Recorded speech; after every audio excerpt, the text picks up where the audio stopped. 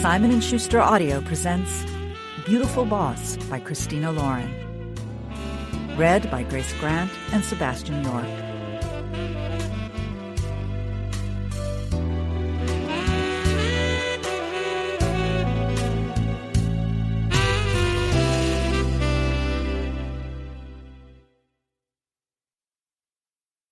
One. Will. One drive to Boston down. One rehearsal dinner, one raucous night out with the guys down. A wedding tomorrow, and one wife-to-be sleeping down the hall. I had a feeling this arrangement wouldn't last. Hannah hated sleeping apart on her recent trips for faculty position interviews nearly as much as I did. And the night before our wedding, her mother gets us separate rooms to keep tradition, build suspense. Forget it. It wouldn't last. I reached behind me, fluffing the pillows, and then stretched out on the giant king-size bed. My cell phone buzzed on the bedside table, and I laughed, saying, "Called it," to the empty room before answering, "Hannah, my love." She skipped the greeting entirely. "I'm nervous." I smiled into the phone. "I'm not surprised. You're promising to obey me and be my sex slave for the remainder of your days. You know I won't go easy on you." She didn't even spare me a laugh. "Can I come to your room?" "Of course," I said. "I've been hoping you would come down." "No," she interrupted with force. "No, I can't. That was a test, Will. You're supposed to say it's bad luck." "But I'm an atheist," I reminded her. "I don't believe in luck. I believe in intent. I believe in discovery. I believe in sex before the wedding. In fact, I believe you are 3 doors down, completely wigging out, when you could come in here and talk. And then let me put my penis in you. I'll stare at you the entire time, too, and our marriage will still be the most amazing marriage in the... My boobs look enormous in my wedding dress." I groaned, throwing my arm over my face. "Are you trying to kill me?" "I just wanted to warn you." Her voice grew slightly slurred, and I could immediately imagine her nervously chewing on a fingernail. "I think maybe it's overboard. I wanted it to be a cute thing between us, your boob obsession, our wedding. I mean, you—" "Hannah," I cut in. "I promise to do my best not to motorboat you at the altar." "That isn't what I mean." "Plum, breathe." I heard her take a long inhale and slowly let it out. "Tell me," I said quietly. "What did you mean?" "Just that... What if I look perfect?" I suggested. She blew out a burst of air and admitted in a rush, "Busty, like a busty whore bride." I held back a laugh because, while this was ridiculous to me, I knew it wasn't to her. "Are we seriously doing this right now? This is your pre-wedding freakout? That your boobs will look too awesome tomorrow?" Hannah had dealt with the wedding planning with ease, handing over the final details to her mom while she traveled all over for job interviews. She was being recruited by schools in nearly every corner of the country, sometimes going to 2 different places in a single week. And she'd never once complained about the madness of the past few months. I knew my Hannah was laid back, but Jesus, given everything, I had expected something. A meltdown while we packed, maybe? But no, we got into a playful laundry war and ended up having sex in the hallway. Maybe a nitpicky fight on the drive up to Beantown? But no, she gave me head. Even a tantrum once we reached the hotel? Nope. She grinned and stretched to kiss me before yelling, "Here we go!" I looked around the empty hotel room saying, "I feel like I'm getting off easy." Her little growl made my mouth curve into a smile, but it straightened when her voice came out reedy and stressed. "What if my dress is all boob and you're like the only one who doesn't think it's obscene?" "If you came down the aisle topless, I would be completely okay with this, and mine is the only opinion that matters tomorrow." "Then why did we invite 164 other people?" "Hannah, shut up, right now. Come to my room to get laid." The line clicked dead, and a few seconds later I heard feet shuffling in front of my door, a long pause, and then a quiet knock. "Close your eyes," she called from the hallway. I walked over, closed my eyes tight, and opened the door. "Keep them closed," she warned. I squeezed them tighter, obediently. Her hands moved to my neck and slid up to my face, fumbling in her nervousness before finally managing to tie something around my eyes. And then she fell quiet. I couldn't see her, couldn't feel her. Reaching out, I found her waist, pulled her to my bare chest. "Tell me what's really going on." "I don't like not being with you the night before a wedding," she confessed into my skin. "I need you." Blindly, I ran my hands up her sides, over her shoulders, and along her neck before cupping her face. My fingers met soft silk, and I followed the path of the fabric to a knot at the back of her head. Hannah had tied a scarf around her eyes, too. Oh, this one. Laughing, I kissed the top of her head. "So stay with me." She groaned. "This tradition sucks. But I feel like if there are any traditions I should listen to, it's the ones about how to not mess this marriage up. We can't see each other until tomorrow." I held her face in my hands, tilting it so I could kiss her. My lips met the tip of her nose first, before traveling south to their target. "There is no way to mess this up," I said, right against her mouth. "Even if we didn't get married tomorrow, you're the love of my life. I'm with you until we both die. At the same time, when I am 100 and you are 93. With a quiet laugh, she turned me, guiding me to the bed and carefully pulling me down onto it. She pushed me until I was lying on my back and then climbed over my hips. "Are your eyes open now?" I asked her, teasing. I lifted the blindfold for a second, but they're closed again. Someone had to navigate us here safely. "I mean, I think the rule is the groom can't see the bride, right?" "You can look at me," I whispered. She paused. "Really?" "Yeah, Plum." After a short hesitation, I heard the shift of her blindfold as she removed it, and then the sound of her quiet breaths. "There you are." She ran a hand up my chest and over my neck, and then a single fingertip traced the shape of my mouth. "Husband, isn't that crazy?" My skin ignited, hungry. And her mouth came over mine, shutting me up, lips wet and so fucking full, hands working my boxers down my hips.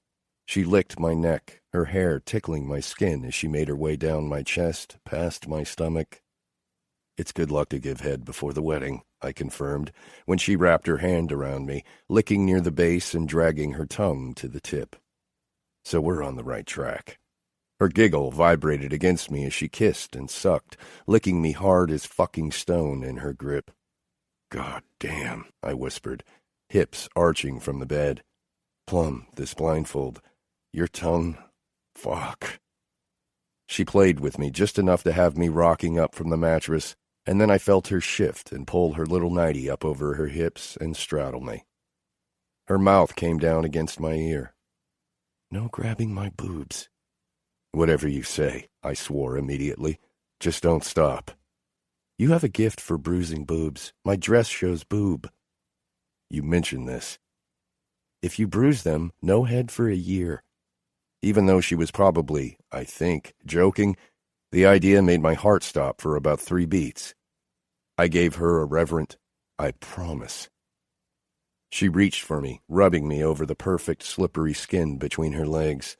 My hands made fists around the sheets at my sides. "Hannah?"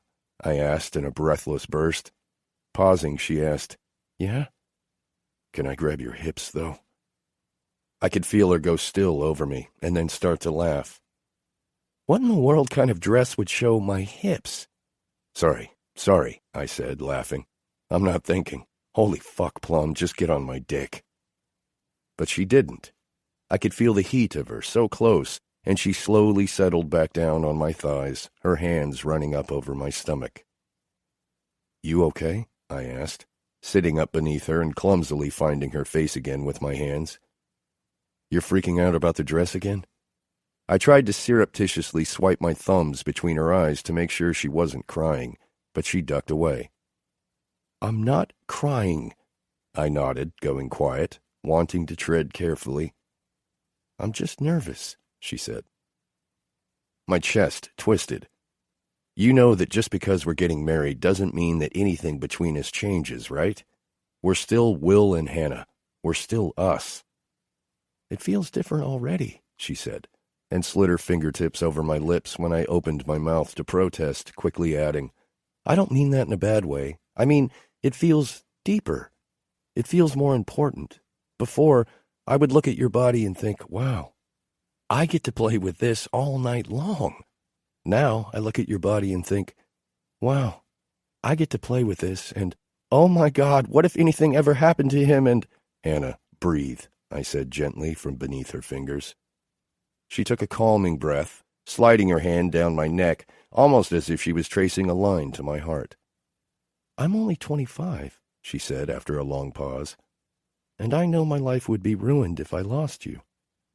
The idea of it stabbed sharply into my gut. You're never going to lose me. She didn't say anything, just drew tiny circles on my chest with her fingertip. Plum, come on. We already take such good care of each other. This just makes it official. Her finger came up again, crossing from one side of my bottom lip to the other, stroking. Thunder pounded through my blood. I take care of you? She asked. You do. And when you're not sure how, you ask. After a few breaths of silence, she said, like now? I both loved and hated the darkness of the blindfold. I wanted to see her face, but from her voice alone I could imagine it. Lip being gently chewed between her teeth, eyes fixed on where her fingers touched my skin with maddening care. This was how we started. She asked, I guided. You're not sure how to take care of me right now? I'm just anxious tonight, she whispered. It helps when you tell me what you want me to do. My heart seemed to stutter and then explode. It had been a while since we played in these roles. Bring your hips back over me, I instructed, my voice a rough growl. I felt her shift, and then the heat of her, so intense, barely pressed down on my dick. I bit back a groan. Take me in, slow, tease me a little.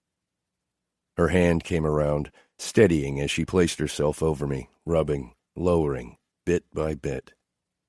Good holy fuck. I nearly lost it. Like that. Like that. Well, 1,000 times we'd made love, maybe more, and it shocked me to no end that I always found myself counting to 10 and distracting myself so I wouldn't explode as soon as she took me in. Down and up, I said. Don't tease. Let me feel every inch. Her breath was a shiver of heat on my neck. Her hair tickled along my shoulders, and she did exactly what I asked. But she could have easily taken me in a single stroke.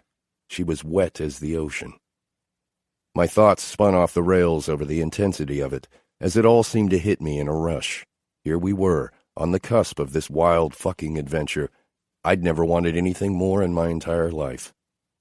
And as Hanna moved slowly on to me, and then rocked above, growing confident, forgetting herself, losing herself, I reeled in the truth of that. How many people find the person they ache to touch, to be near, to belong to? How many people married their best friend, the person they admired most in the whole world? I pulled my blindfold off, catching her face just as she fell. Eyes fixed on my face, lips parted in a breathless moan. Relief washed over her expression when our eyes met. She needed to see this, see me, be steadied by my gaze, and I knew she could read my thoughts as clearly as I could read hers. Don't trust someone else's tradition, I thought, feeling my body work its way higher, closer. Trust me. Trust us to find our own path. Need and pleasure wrestled their way down my spine, hot and urgent. My fingers dug into her hips, shoving her roughly back and forth over me until I could feel it right there, right at the edge, and her whisper, I love watching you come, pushed me over the edge too. I came into her with a rough groan, eyes clinging desperately to hers. See, she whispered, face damp with sweat when she pressed it to my neck. I needed this. Tomorrow is a formality. Right now it feels like we just got married. Tomorrow has been a formality ever since you gave me a handjob at a gross student party." Above me, she giggled. Hanna was gone when I woke up, and her quickly scribbled note left on my pillow, "See you at 2," made me laugh out loud in the empty room. My fiancé, what a goddamn romantic. The morning was packed with the groomsmen breakfast, greeting guests checking into the hotel, my mother and sisters constantly finding me to double-check seating details, delivery instructions, and musician requests. Sensing my need to just take a fucking shower and get ready for my wedding, Jensen swooped in, taking them to find the command center, Hannah's mother, Helena, who was more than happy to delegate jobs all damn day. A hot shower, a good clean shave, and 3 cups of coffee later, I heard a knock at my hotel room door. A part of me wondered if it might be Hannah, but realized that could only be possible if she had escaped her sister, Liv, her mother, George, and both Chloe and Sarah, a.k.a. the Pride, as Jensen liked to call them, as if they were a pack of lions. If she had somehow managed all that, there would be bodies somewhere, and seeing me before the wedding would be the least of our worries. "It's me," I heard my nearly brother-in-law say. I let Jensen into my suite. He was already dressed, wearing the standard tux, and looking pretty damn great. I'd been with him all day yesterday, but somehow in the packed frenzy of the rehearsal schedule, I hadn't registered that he'd probably lost 30 pounds since I'd last seen him. "You been working out? You look good, man." "You're marrying my sister," he said, stepping past me. "Please don't hit on me today." Laughing, I turned back to the mirror to tie my bow tie. "Marrying," he repeated, letting out a low whistle. I know. She was going to be my wife. I would get to introduce her that way. This is my wife. I couldn't stop rolling the word around in my head. Wife. It felt good. It felt substantial. It made me want to climb over her, say it over and over again into her ear, tattooing it in her thoughts. You're my wife, Plum. Jensen jerked me from this train of thought when he clapped a hand on my shoulder. Married, Will. I looked over at him, repeating with a curious smile. I know, Jensen. To my little sister. His eyes narrowed as he pointed a mildly threatening finger at me. That's weird, right? We'd had this conversation one other time. Over dinner, after Jensen had walked in on us, me beneath the counter, Hannah bent over it with the skirt of her old prom dress shoved above her waist while I went down on her. Luckily, he didn't see much, but he certainly saw enough to deduce what was going on. In true Hannah fashion, she kept on the dress, put on a pair of sneakers, and made us take her out to Pho to smooth over the potential weirdness. Jensen had been surprisingly unfazed until the middle of the meal, when he dropped his chopsticks with a tiny clack against his bowl and announced, Holy shit! You're going to be my brother!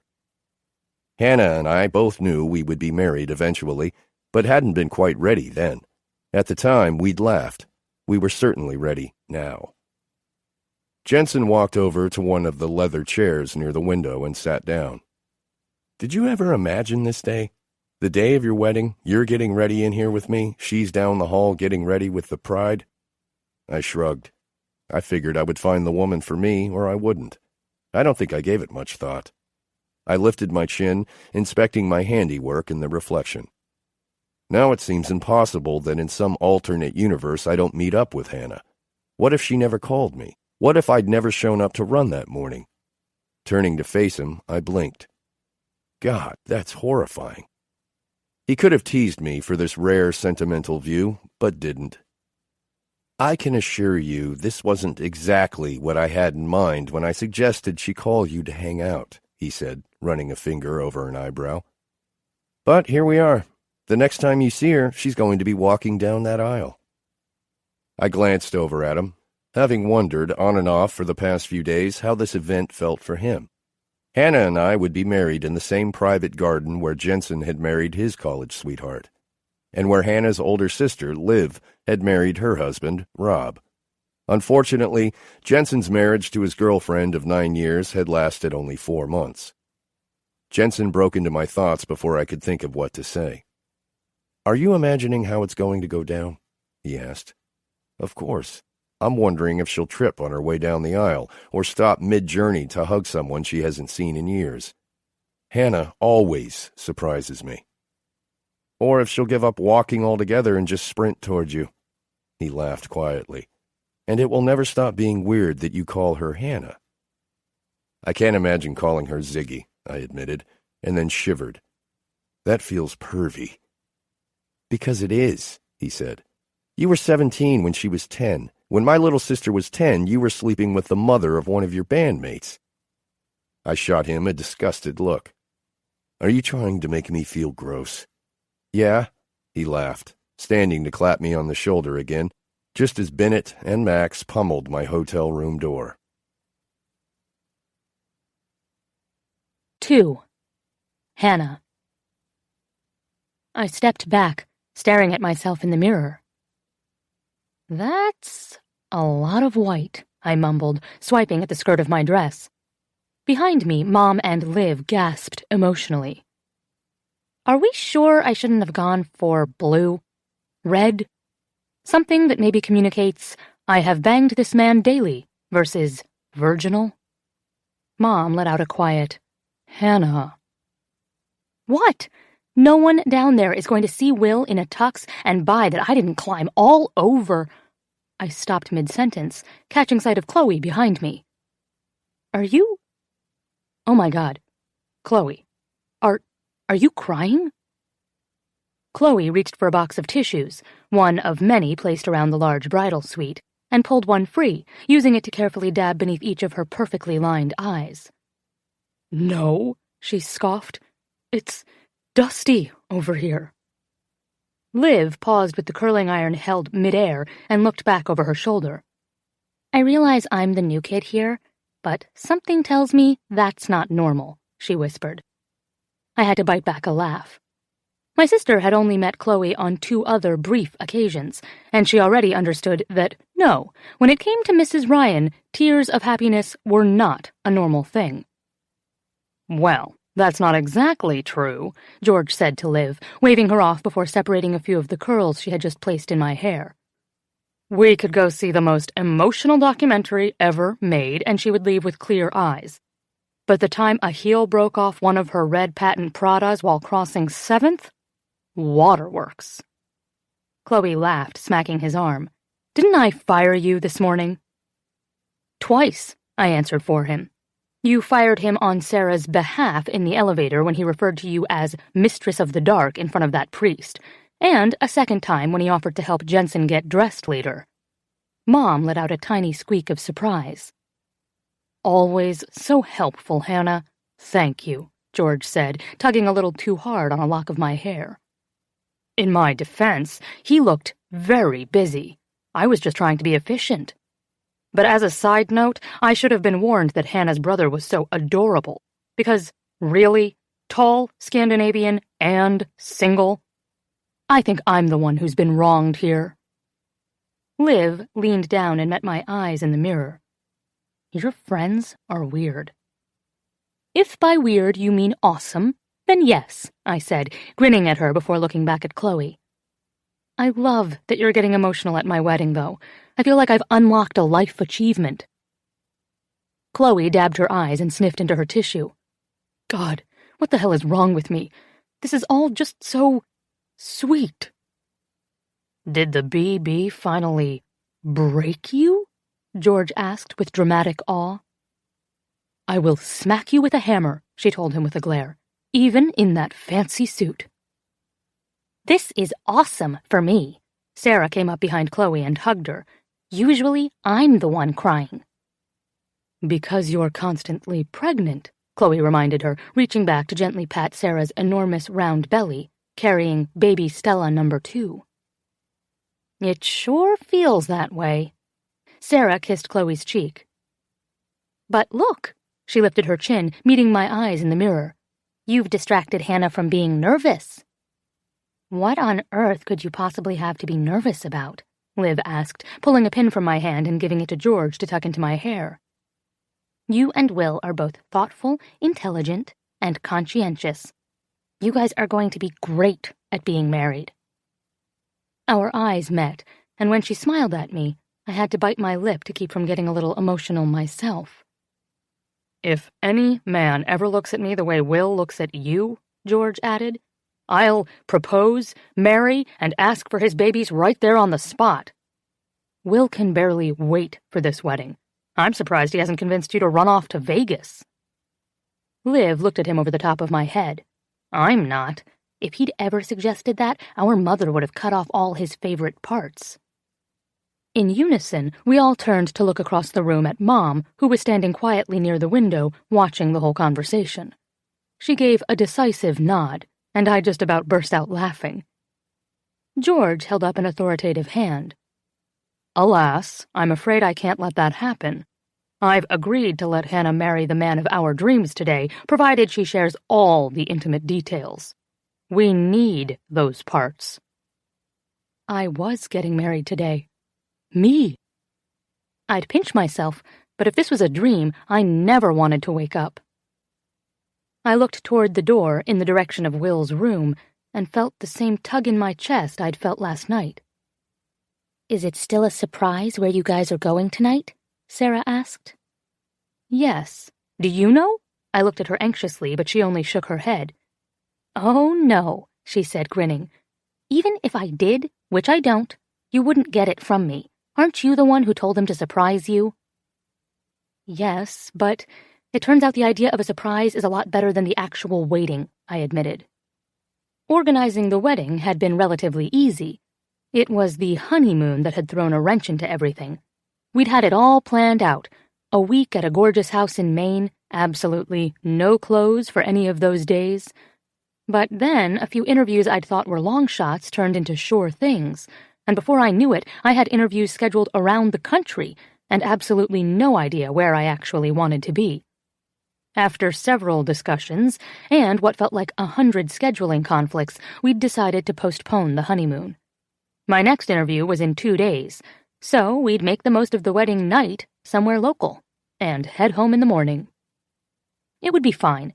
We'd take it one step at a time, one interview at a time, and it would work out. New job, new state, new marriage. I just needed to breathe. Will and I were going to be together. Where and how were details that some other Hannah could care about later. I was about to marry the man of my dreams. Everything else would fall into place. One wedding down. One babbling, bumbling bride. One grinning, teary-eyed groom. 2 platinum rings in place. A lot of drunk friends. And we were married.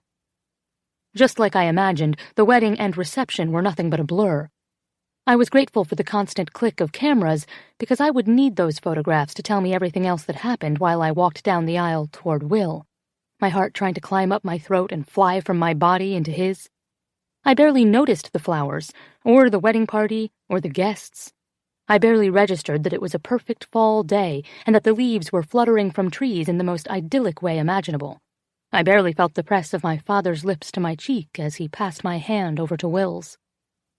All I could see were Will's intense blue eyes, and the joy that flashed across them as they flickered down to the low neckline of my gown.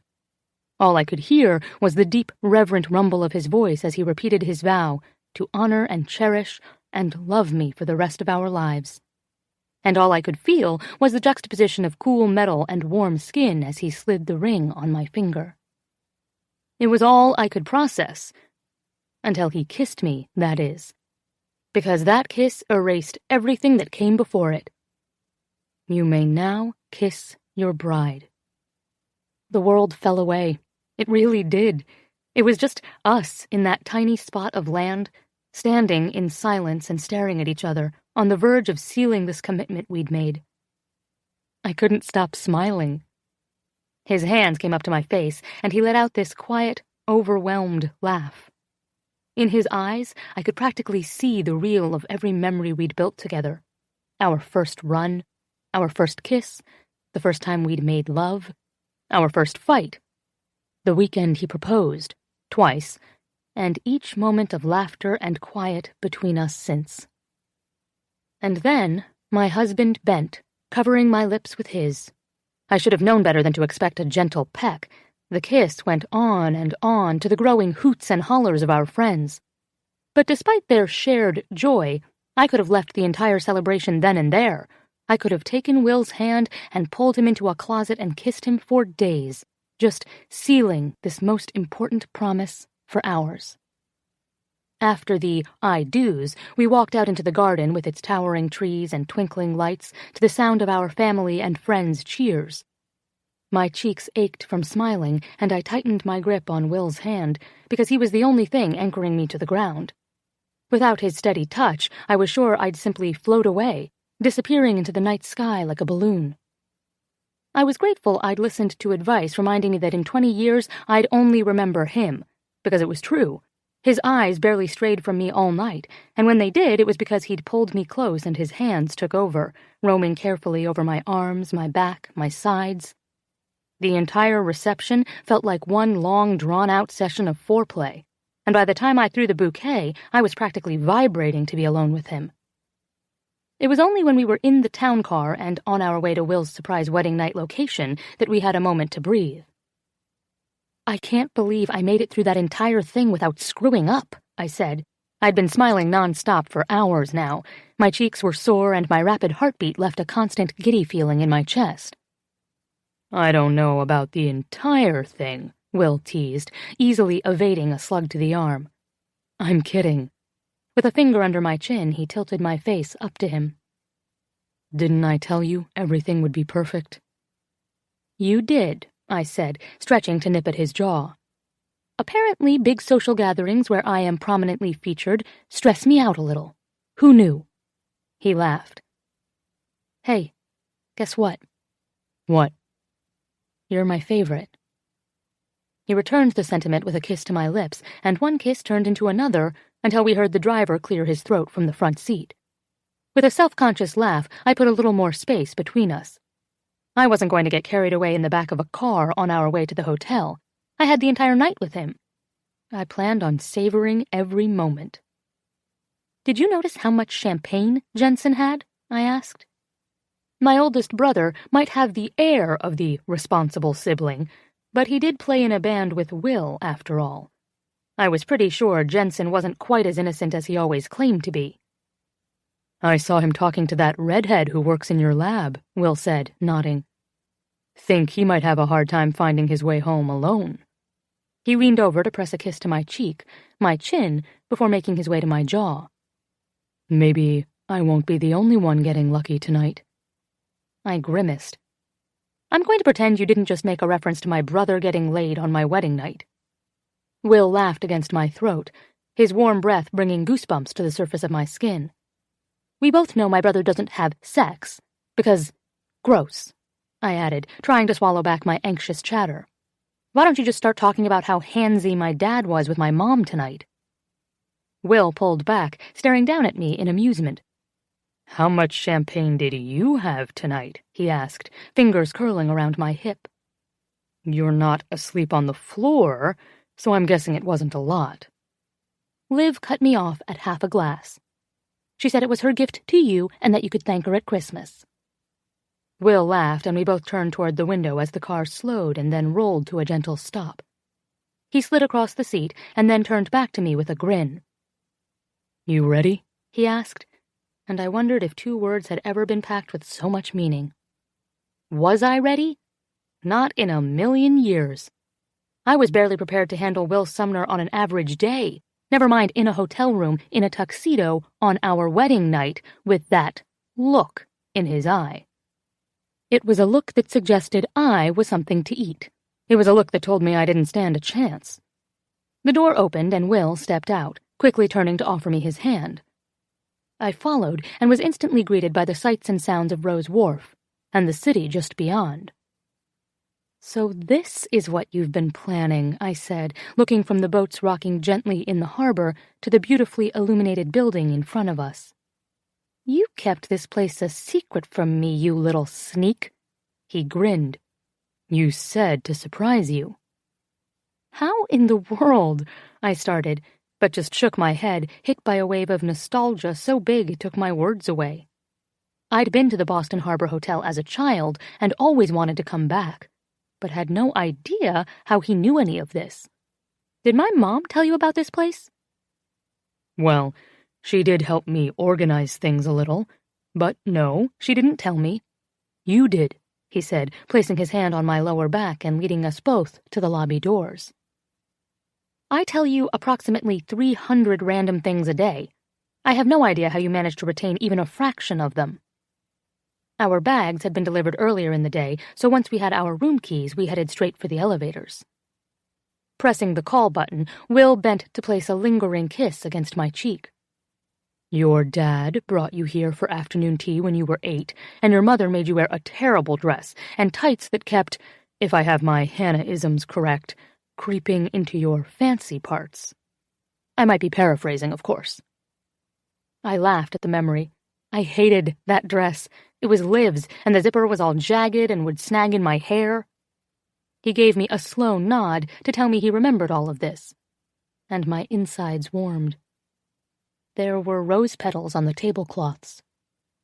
Pink, he added, rubbing slow circles on my back with his palm. I nodded, eyes locked on his before dropping to his gorgeous mouth. I wanted to kiss that mouth, taste it, stretch out across a giant bed while it tasted me. We'd made love just last night, and yet it still felt like it had been too long. I feel like I barely got to talk to you today, I whispered. How weird is that? It was our wedding. We were next to each other all night, and yet it feels like we spent most of the day talking to other people. I felt the same way, he said, and the low rumble of his voice vibrated down my spine.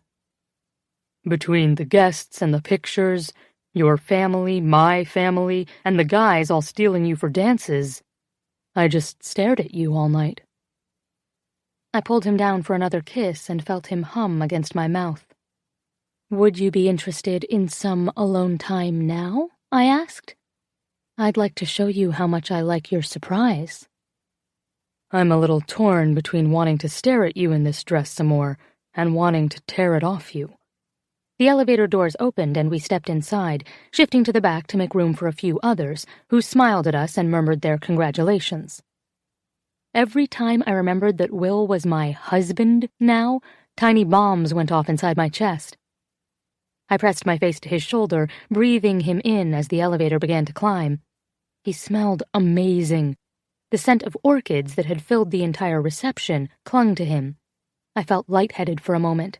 Gone were any nerves and exhilaration, and sheer fucking want raced through my veins. I did a quick check to make sure nobody was paying attention, and then pushed up onto my toes so I could whisper into his ear.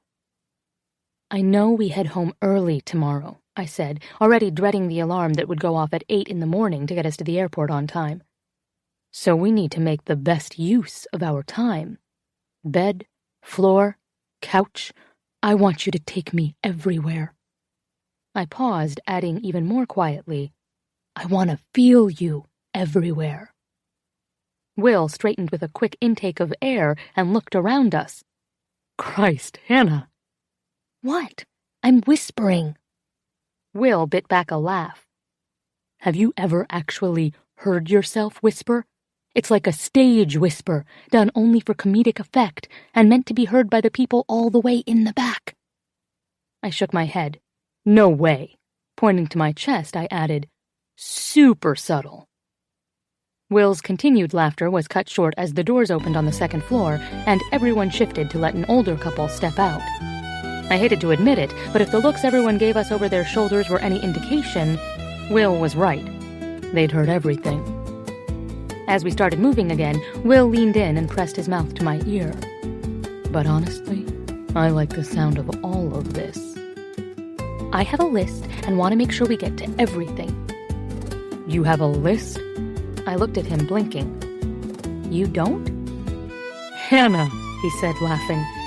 You are amazing. A chime signaled we'd reached our floor and the doors opened. I'd barely taken a step forward when he reached for me, swooping me up in his arms and laughing as my surprised screech rang up and down the empty hall. You're carrying me? I'm carrying you. I looped my arms around his neck. I thought you weren't a fan of traditions. I could hear his footsteps against the plush carpet, but couldn't seem to drag my eyes away from his face. I was fascinated by his mouth and his lashes, and the way my fingers slipped so easily through the back of his hair. Some traditions must be based on research, he said, smiling down at me. Everyone who has ever done this before me surely discovered how heroic it feels. I gazed up at him. I'm not tiny, and there are about 40 pounds of pearls on this dress. Look at you. You're not even winded. I am impressed. Shrugging with me in his arms, he added more quietly, Also, your tits look amazing all squeezed together like that. It's win-win. I barked out a surprised laugh. The truth comes out. Will stopped in front of a room, somehow managing to slip the keycard into the lock and turn the handle, letting the door swing open in front of us. Well, Mrs. Sumner Bergstrom, here we are. He paused, pressing a soft kiss against my mouth to mark the moment, and then carried me over the threshold. It hit me all over again. We were married. Will was my husband. My husband. For the past 3 months, no matter how busy our lives were, at work, at home, with friends, some wedding-related question would manage to work its way into every conversation. I was glad I'd taken everyone's advice, reminding myself that it was just a day, and so much of it would go by in a blur.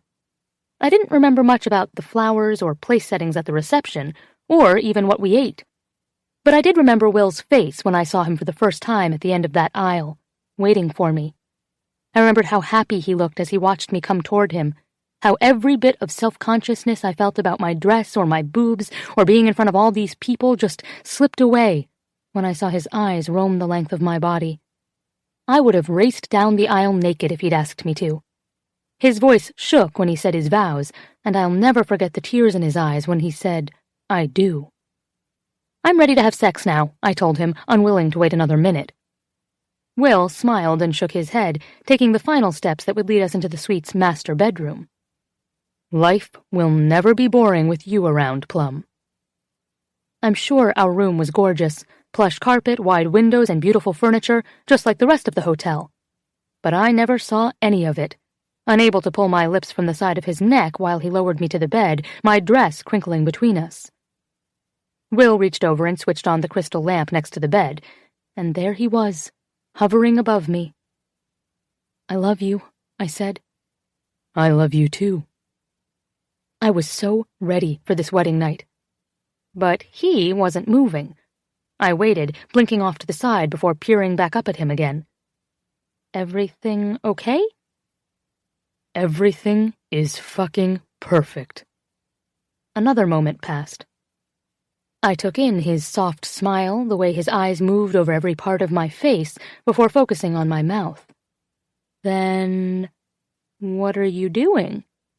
Looking at you. Looking at my wife. That's not really getting us any closer to having sex. Will laughed and shook his head. We're married, Hannah, he said, and it sounded like he was still marveling at it, too. Say, I was wondering what you were doing in this tuxedo. I wrapped his tie around my fist and tugged on it, bringing him closer. Unless you're just a really, really snappy dresser. But then you have this ring on your finger, too. I want to be sweet with you, he said, palm curving over my shoulder and slipping down between my breasts. There was a weight there, a pressure to his touch I could feel even through the thin layers of fabric. Despite the softness in his voice, it screamed of possession, of lust. I feel like I should be sweet tonight. The delicate lamp threw shadows across his face, and I pulled on his tie again, stopping when his mouth was just above mine. You're always sweet to me, Will. You make me feel loved and respected and cherished every single day. I love that side of you. His smile widened, and I could hear the edge of laughter in his voice when he spoke into the darkness. I'm sensing a big but in there somewhere, Plum. But we have 8 hours before we need to be up. His brows lifted in amusement. 8 whole hours. That's right. So you can be sweet the second time. It was all he needed to hear. Watching Will lose his restraint was like watching a fuse burn down. He lunged forward, and any space that separated us was gone just like that. The heat of his body radiated along mine, and I groaned, pushing his jacket off. "Clothes," I mumbled between kisses, between the taste of his tongue and the sharp bite of his teeth. "Off." I pulled on his shirt, fingers fumbling with buttons and his tie in search of skin. Will nodded, helping me free him of his shirt before sitting me up just enough to unzip my dress and pull it down. I wanted to tell him to be careful, to remind him how many hours I endured shopping with my mother for this dress, that the fabric was delicate and could easily tear. But I'd never cared less about clothes in my life. I suddenly felt frantic, like when school and work got to be too much and I thought my muscles might burst from my skin if I didn't get out and run, just move. It took some maneuvering on both our parts, but with a final tug, Will managed to pull the fabric over my hips and down my legs. I bolted up onto my knees, lips seeking skin and greedy hands trying to drag him back down to me. "I love you so much," I said between kisses. "Today was so perfect. This, tonight, all of it. You." I could feel his smile against my mouth, our kiss clumsy with teeth and whispered words and so much happiness that we were finally here, together. "You have no idea how long I've waited for this," he said, a gentling hand on either side of my face as he held me. "Since the night you came to my apartment?" I asked, but he was already shaking his head. "Earlier. Maybe since that day on the trail, in your brother's baggy sweatshirt and my terrible bra?" I said, laughing against his jaw. "It will never stop being funny that you had Chloe take me shopping. You must have been mortified." "You had to keep holding your boobs, and it made me so sad for them. I wanted to offer to hold them for you, offer my support, apologize for how mean you were being to them," he said, swiping a thumb over my nipple. "God, I would have lost my mind," I said, my giggle turning into a soft moan as he increased the pressure. There was one kiss, then a second, one to each corner of my mouth before he tilted my head, thumb pressed to the bottom of my jaw. He moved lower, and I heard him swear when he realized what I was wearing, his finger coming up to touch the delicate lace barely covering my breasts. "Chloe," I said, no further explanation needed. He swallowed and reached up to wipe his forehead with the back of his arm, then took a long, heavy breath, eyes never leaving where my breasts were barely restrained by the soft material. "Remind me of this when her birthday comes around," he said. "I'm basically spilling out of it," I told him. "Exactly my point," he said, gently coaxing me back and pressing me to the bed. My legs fell open, and he moved to his knees, hips between my parted thighs, and his silhouette framed by the large windows. I looked up at him, struck in that moment by how much bigger he was than me, the way his wide shoulders and broad back were enough to blot out the city lights behind him. I reached up, feeling the shape of him still in his pants, and squeezed, a little too tight, just the way he liked it.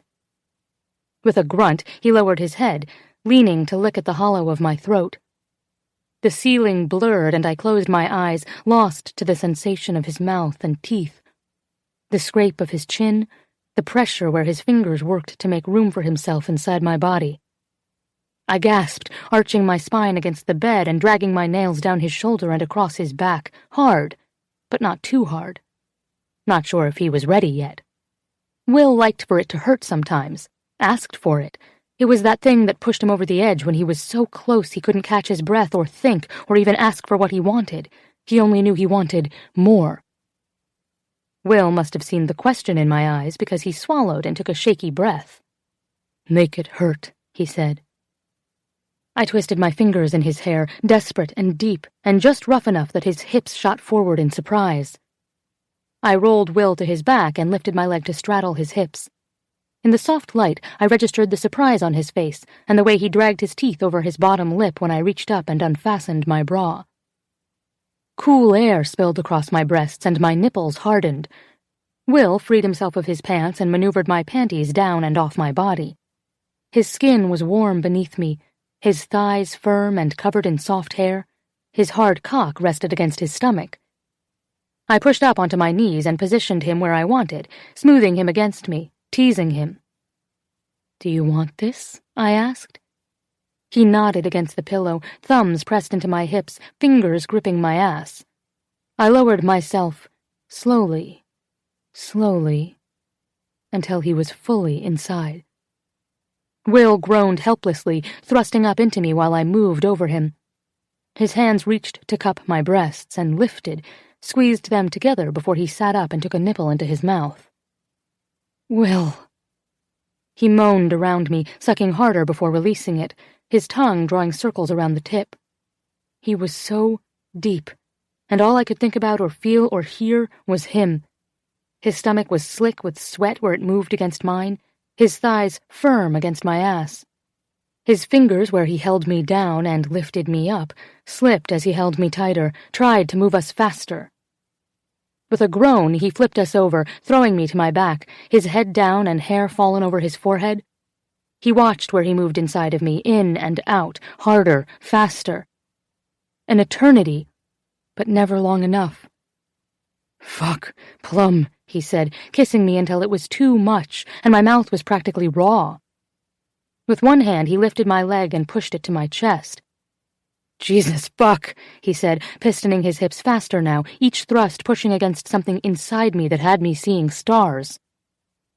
I reached up, fingers grappling for the headboard, needing something to hold on to. Each snap of his hips pushed me further up the mattress and deeper inside that place in my head where static roared, and the growing tension inside my lower belly, the friction and heat between my legs, became impossible to ignore. "Will," I breathed, gasping against his open mouth. I was going to come, and I needed to come with him, feel him coming inside me, and then again and again, on my breasts and my stomach, my lips. Will reached for the edge of the mattress and pushed my leg farther into my chest, and that was it. Heat exploded between my legs and ricocheted through every part of me. My toes curled, and I was coming so hard I couldn't cry out or even say his name. He rocked into me one last time, so deep it took the breath from my lungs, and I could feel him, muscles tense as he came inside me. Will fell back to the bed and pulled me with him, cradling me into his side. Holy shit. I blinked up at the ceiling, waiting for my breathing to return to normal. My bones were rubber. Air cooled my fevered skin. I looked over to Will before reaching for the clock on the side of the bed. 6 hours, 22 minutes to go. Not bad. Sitting up, I filled 2 glasses from a bottle of chilled water on the bedside table, emptied mine in a single long draught, and climbed up onto Will's lap. His eyes moved down my naked body before he took the other glass from my hand. I watched him drink, marveling at his throat as he swallowed, his bare chest, his messy hair. This body was mine. Once he'd finished, I took the empty glass and pushed him back down to the pillows. "Now," I said, raising a single brow, "about that list." 3. Will. "Are you sure you don't mind postponing the honeymoon?"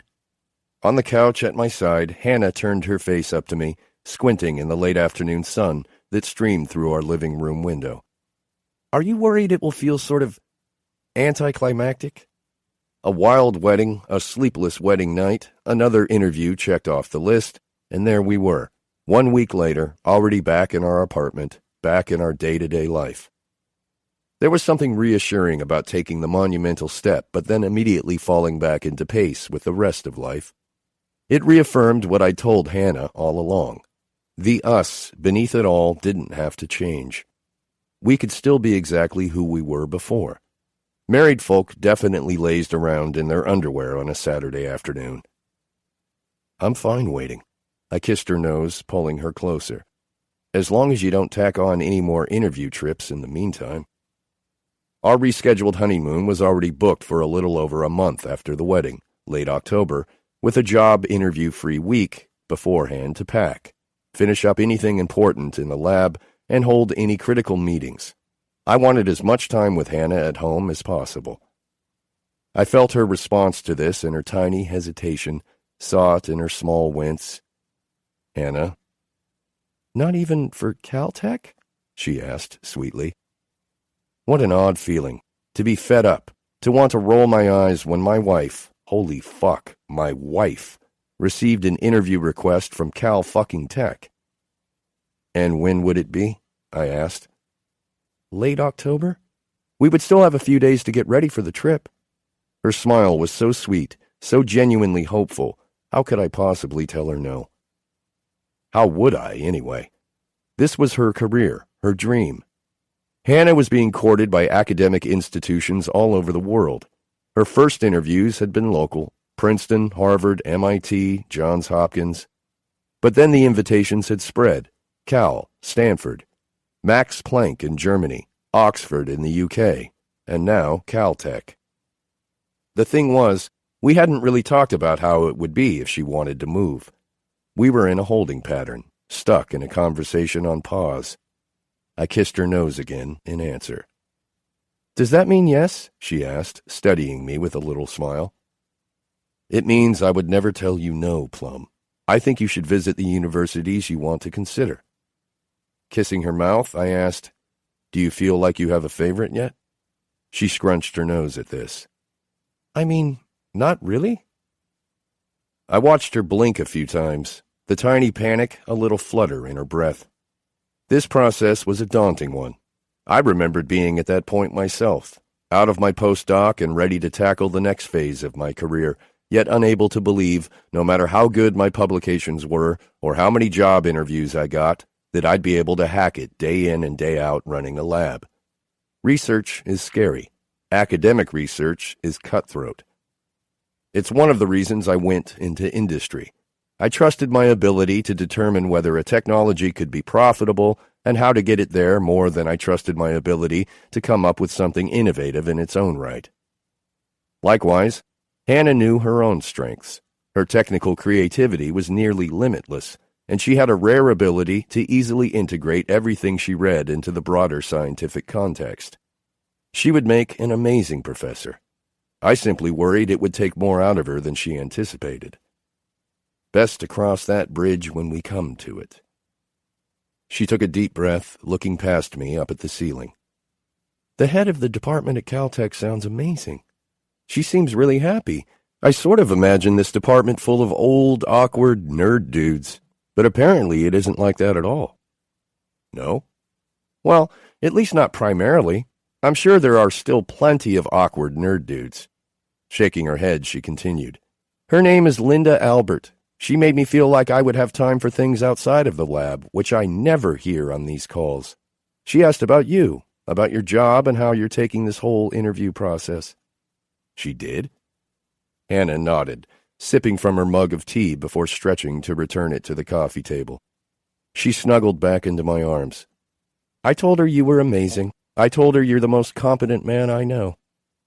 I pulled away, gazing down at her. A smile tugged at my mouth. Did you say it like that? Hanna shook her head, confused. Like what? Like there are categories of competence, and a competent man is a lesser category? She laughed, holding up her hands. No, I bent, tickling her waist, and she fell back on the couch. As in, I'm not a bad driver, for a dog. Laughing harder, she wrestled against my invading, tickling fingers. Basically, you told the head of biotech at Caltech that your husband is a water-skiing squirrel. She grinned up at me, and I slowed my assault, bending instead to kiss her, to slide my lips on top of hers, feel her closed mouth opening against mine. I moved my hand up from her waist, resting my first two fingers just above her collarbone, feeling her pulse there. Love you, she murmured lazily, eyes closed. I love you too. I watched her relax on our couch, listened to the sounds of cars and people outside. The early autumn breeze slid in through the window, cooling as night approached. It's so good in the quiet, Hanna said. It's always good. I smiled, absently humming a song I knew she liked lately, listening to the rhythm of her breath.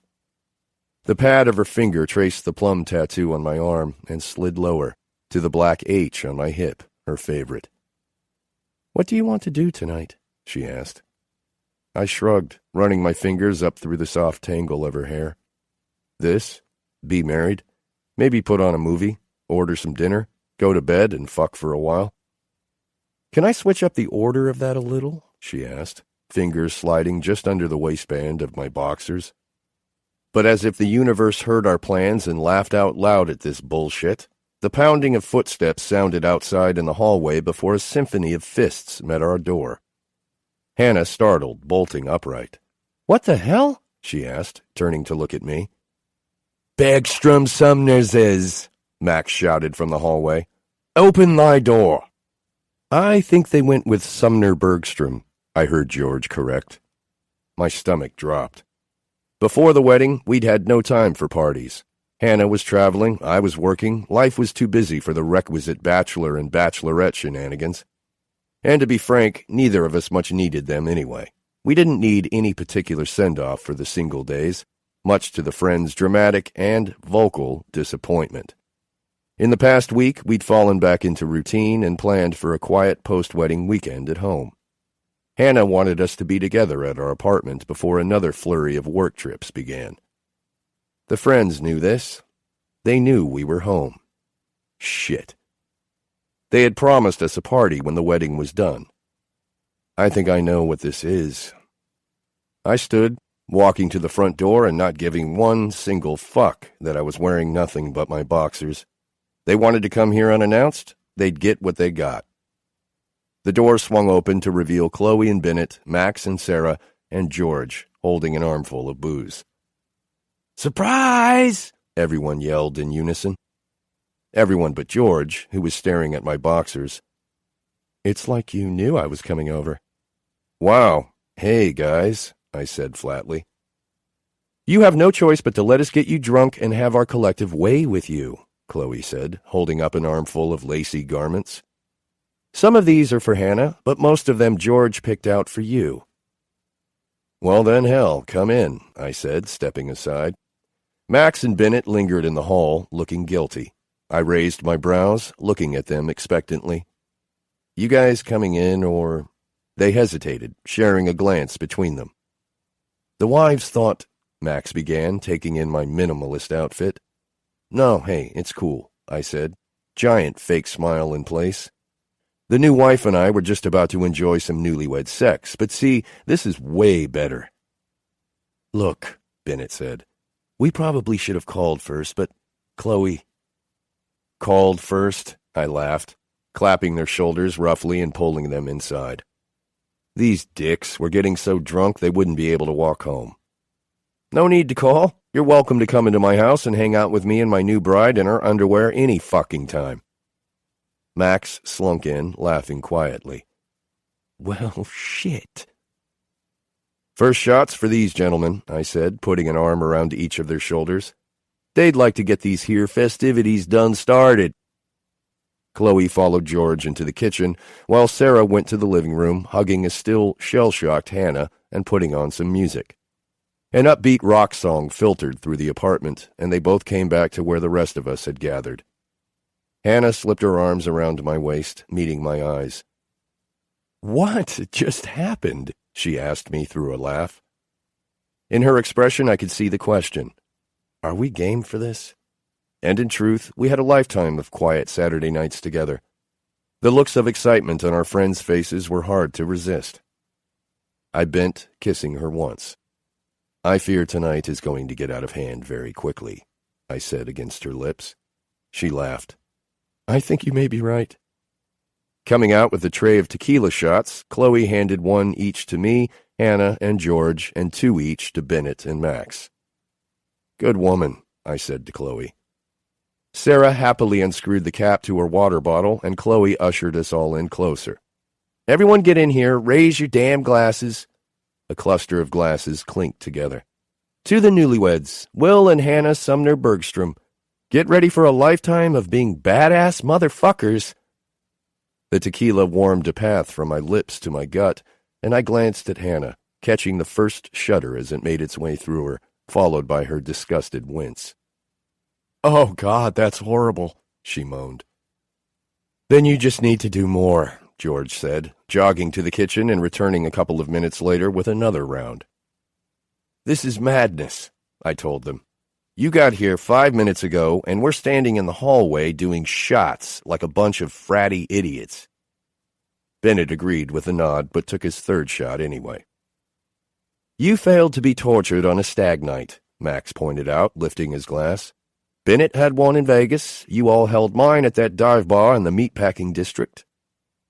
An apt description, if memory serves, Bennett added. I think more than a few patrons had sex in the bathroom that night. Besides, when was the last time we all got hammered together? Chloe asked. The group fell silent. I think never, Hanna offered, tossing back the next shot before gagging and squeezing her eyes closed. I don't think I like tequila.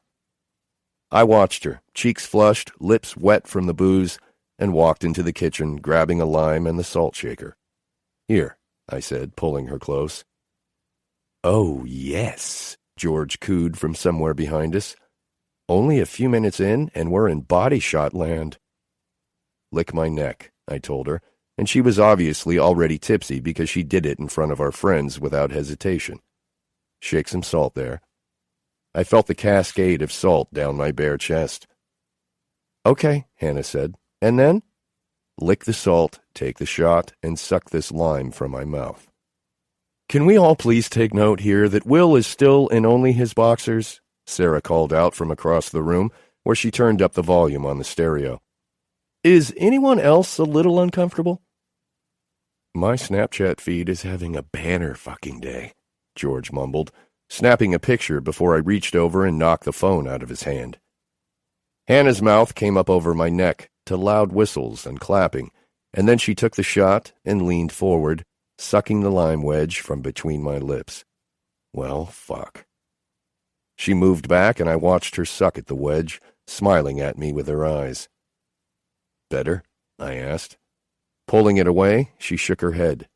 Nope, still gross. She kissed me and tasted like tequila and lime. I could taste her lips all day and chase her for more. But she put a hand on my chest, pushing slightly. Go put on some pants. You're a little into this. Nodding to my boxers, she grinned up at me, and I realized I was sporting half wood standing in the middle of my apartment, surrounded by my friends. Bennett laughed, turning away. Fuck you guys, I said, punching his shoulder before walking back to the bedroom. In no time at all, everyone but Sarah was falling down drunk. Even Hanna, whom I'd seen tipsy on but a few occasions, would only stop giggling when overtaken by a bout of body-jerking hiccups. The coffee table was covered with novelty straws, playing cards, shot glasses, and beer bottles.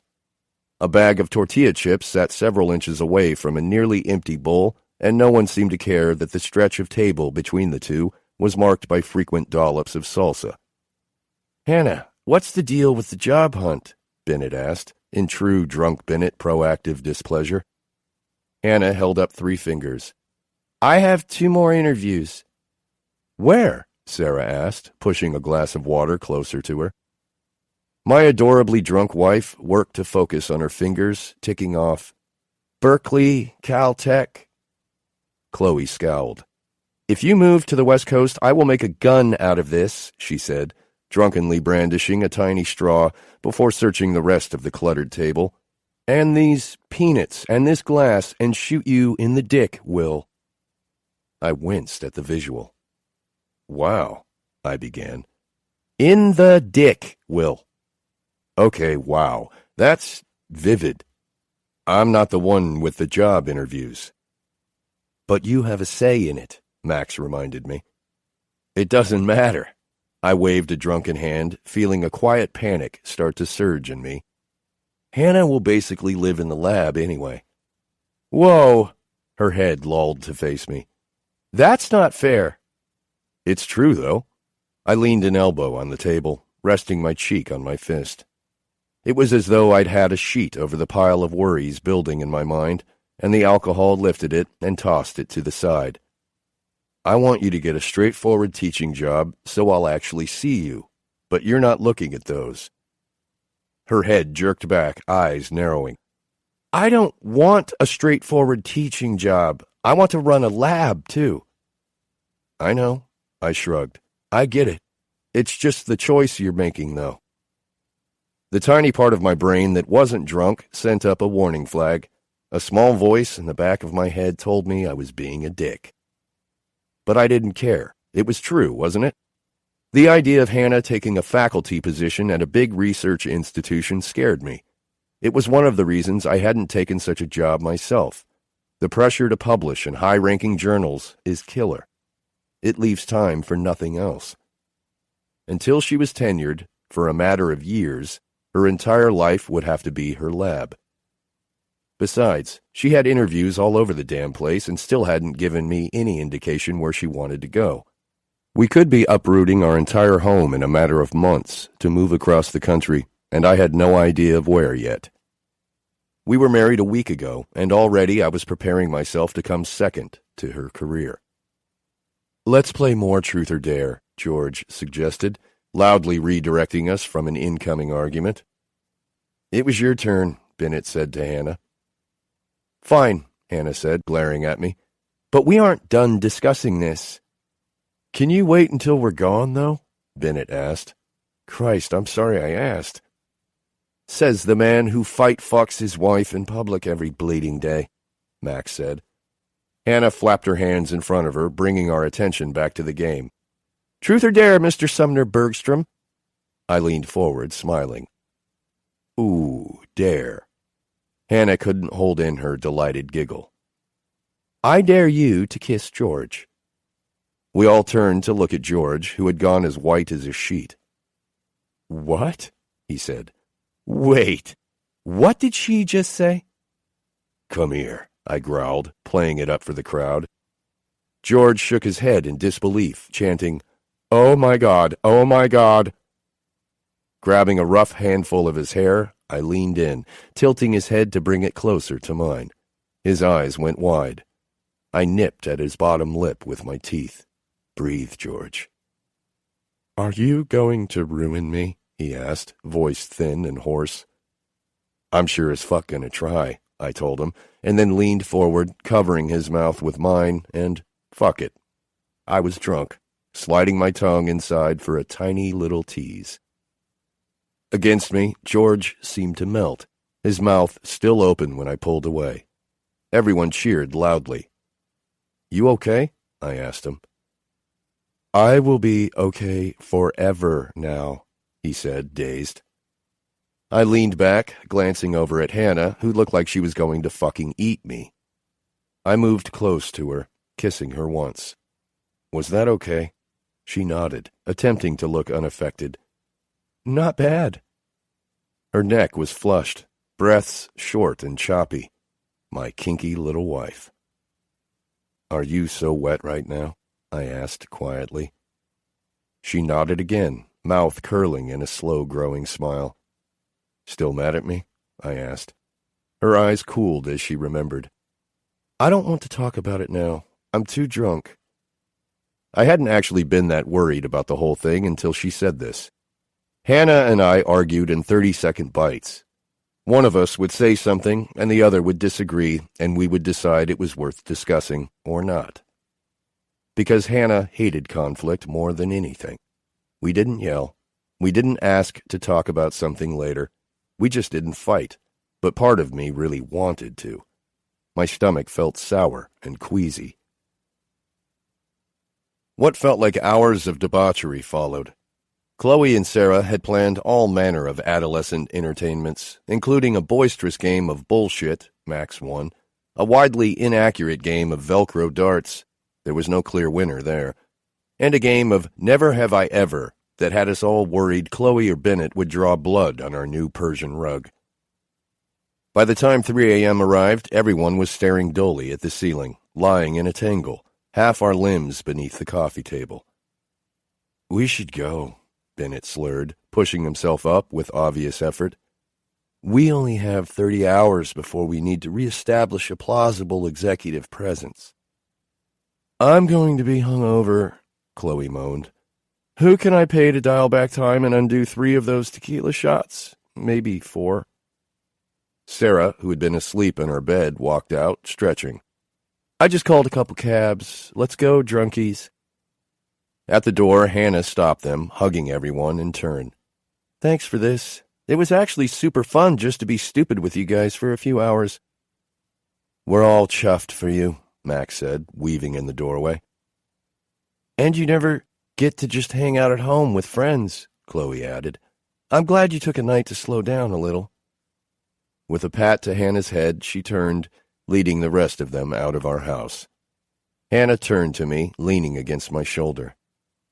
Do I really work like that? All the time? I shrugged, kissing the top of her head. Sort of, I said, my frustration at her from earlier diffused. It was one of the things I admired about Hanna. She was taking the academic world by storm. But it was also the thing that challenged my vision of our future the most. As much as I hated to admit it, I loved the idea of Hanna at home with me at night, Hanna someday pregnant with our child, Hanna always with me when I was away from my own job. She was never meant to be a wife first and foremost, and I knew that. Had always known it, and I never expected to want that in a woman. But some unevolved part of me wanted more of her time and her focus before I'd even lost it. I thought I fixed that last year, she said. Jensen got all up in my business. I thought I got out of the lab, got a man, got some action. I turned us both, leading us to the bathroom to brush our teeth. Old habits die hard. She shook her head as she shoved her toothbrush in her mouth, squeezing her eyes closed. I don't want to talk about it tonight. Her words were muffled, and she brushed roughly. But then she said anyway, You made me mad when you said I should get a teaching job. Bending to spit, I asked, What's wrong with a teaching job?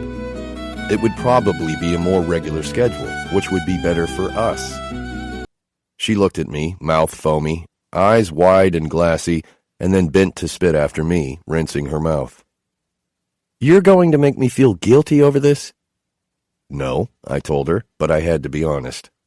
But I guess I have feelings about it after all. I feel like I have no idea what the plan is. Yeah, I can work from anywhere, but it would be nice to have a general region in mind. She wiped her mouth on a towel and stood there, eyes closed as she took a deep breath. Okay. We aren't doing this right now. My brain is all blah blah drunk. With a decisive nod, she looked back at me. Putting this aside, I took a step closer, bending to kiss her. Putting this aside. When my tongue touched hers, she pulled back, laughing. Oh my God, I just remembered I made you kiss George. You did. He liked it. This made me laugh. You think so? Did you? I mean, it wasn't terrible, but it also wasn't you. I followed her into the bedroom and between the covers. Do you think he's in love with you? I shook my head. No, I think maybe he just really wants me to fuck him. Hanna laughed and climbed over me, kissing my bare chest. I bet he'd love to do this. She moved lower, pulling my boxers down and off, tossing them onto the floor of our bedroom. Her mouth came up against the head of my cock, tongue teasing. I love the way you feel on my tongue. She sucked me, drunk and bold. How wet you get, like your body is begging to come. I felt my heart take off in a thunder, growling, Hanna. God, Will, you get so hard. She jerked me, tapping me against her tongue. You're so perfectly straight and smooth. George would lose his mind. I only want your mouth. She looked up at me through sweetly devious eyes. But I like having you when other people want you. It makes me feel powerful. And that's how I know you're secure in my love. You wouldn't have said that 1.5 years ago. She laughed against me, a warm puff of air. You're wearing my ring.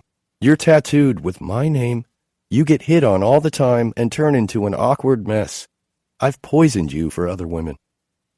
My hips pushed off the bed, needy. Don't talk to me about other people right now. I like this wild thing playing with me. I want a dirty little plum sucking my cock. She dragged her teeth down my shaft. Yeah? Yeah. You like when I talk about how much I love to lick you here? All hard and soft at the same time? She pulled me deep, popping off to tell me, I want to suck you dry. Fuck. Drunk Hannah had a filthy mouth. And down here? She looked down to my balls. You love to be touched here. I think you're pretty bad, William. I think you like the idea of my tongue all over you here, not just because it feels nice, but because it looks so naughty. When I groaned in response, she closed her eyes, moving back to take me in her mouth again, deep and up and down, working her lips over me. She'd learned, knew my body so well it was like breathing, being with her like this. The conversation we needed to have was in the background, waiting. But it was easy enough to push that worry aside when she was there, warm and wet, sliding over me, little growls vibrating down my cock. I told her what I would do to her when she was done there, how I would wreck her with my mouth and teeth, how I would take her tonight and leave her boneless with pleasure. Desperation clawed like a beast beneath my skin. It scared me a little to not feel like I was getting used to this, to instead feel like I was growing more desperate for her every day. I had her. I lived with her. I married her. But my feelings for Hannah were foreign to me in their intensity, and the sheer unknown of our future left me feeling unsteady. Closing my eyes, I gripped her hair, feeling the solid presence of her over me, needing something deeper and larger than anything she could give me tonight. 4. Hannah. Still half asleep, I winced against the light. It was morning, barely, late enough for a hint of brightening sky to start seeping along the edges of the shades, but way, way too early to get up. I threw the blanket over my head, buried my face in the pillow, and squeezed my eyes tight. The streets outside were relatively quiet, and Will slept silently beside me, but I could practically hear my headache. Giving up, I rolled over, fingers searching along the sheets for Will and warm skin, and... Oof, that might have been a mistake. I counted to 10, breathing in through my nose while I waited for the room to stop spinning. My stomach was definitely not on board with the change in position. I groaned, squeezing my eyes closed as I managed to sit up. My mouth felt like cotton, and I was probably 2 seconds from losing everything I drank last night. But this... Okay, vertical was definitely the better choice. Will mumbled something and rolled onto his side, and I looked back at him over my shoulder. He was breathing softly, pillow clutched in his arms, sleeping quietly again. His wedding band glinted against the tan of his skin, and I reached out, brushing a finger across the cool metal. A week. He'd been wearing that ring for a week, and I was pretty sure I could handle 1,000,000 more just like this one. Pushing off the bed, I shuffled into the bathroom. I used the toilet and washed my hands, brushed my teeth, thank God, and drank at least a gallon of water straight from the tap. I never wanted to see tequila again. Feeling marginally better, I walked back into the room and looked around, my eyes following the trail of discarded clothing that led from the doorway to the bed. Last night had been crazy, I thought. I remembered alcohol, lots of alcohol. Our friends, some vague recollection of Will kissing George and my being totally turned on by it? I would definitely need to get the scoop on that from sober Sarah. And Will's suggestion that I take a teaching job. And like that, my head cleared.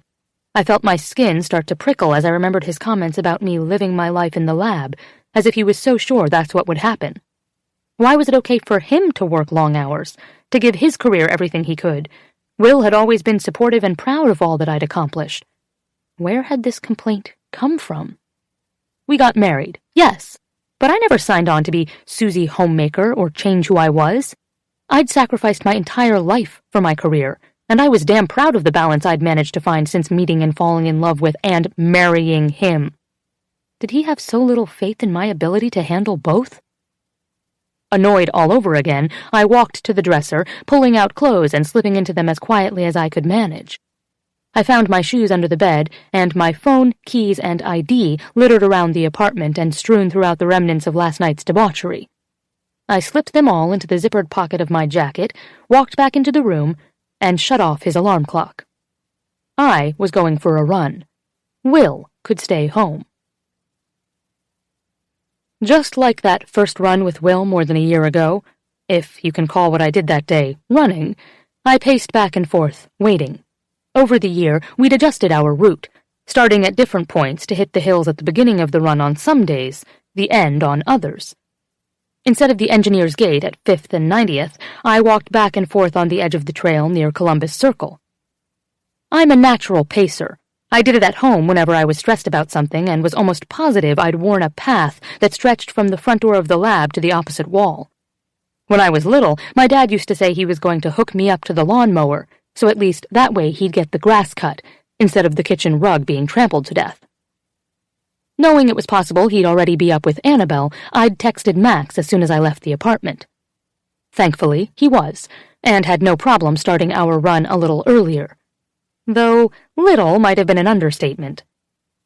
It was still mostly dark out, especially here in the park.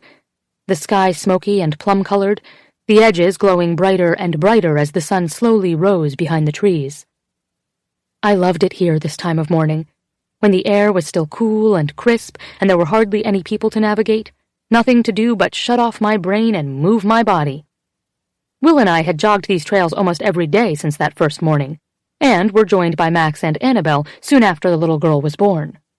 He claimed she slept soundly on days when he took her out for a jog, but we all knew better. Max loved these moments with his daughter, and Sarah loved the baby-free time she got in the morning. Today, I heard the wheels of the stroller before I saw Max headed toward me. "Morning, Mrs. Sumner Bergstrom," he said, stopping in front of me, and despite my current annoyance with Will, my stomach did a little flip at the sound of my married name. "Morning." My cheeks warmed as I shifted blankets around and bent to kiss the adorable baby strapped into the elaborate running stroller. "And good morning to you, Miss Anna. How is the prettiest girl in New York? How is she?" Annabelle giggled, reaching for the loose ends of my hair and tugging to bring me closer. "Well rested," Max said. "Unfortunately, the same cannot be said for the rest of us in the house." I let out a dramatic gasp. "Did you wake the hungover adult up, sweet baby?" I asked her, pretending to gobble up her little foot. Max groaned. "Up at the ruddy crack of dawn, and then slept the whole way here.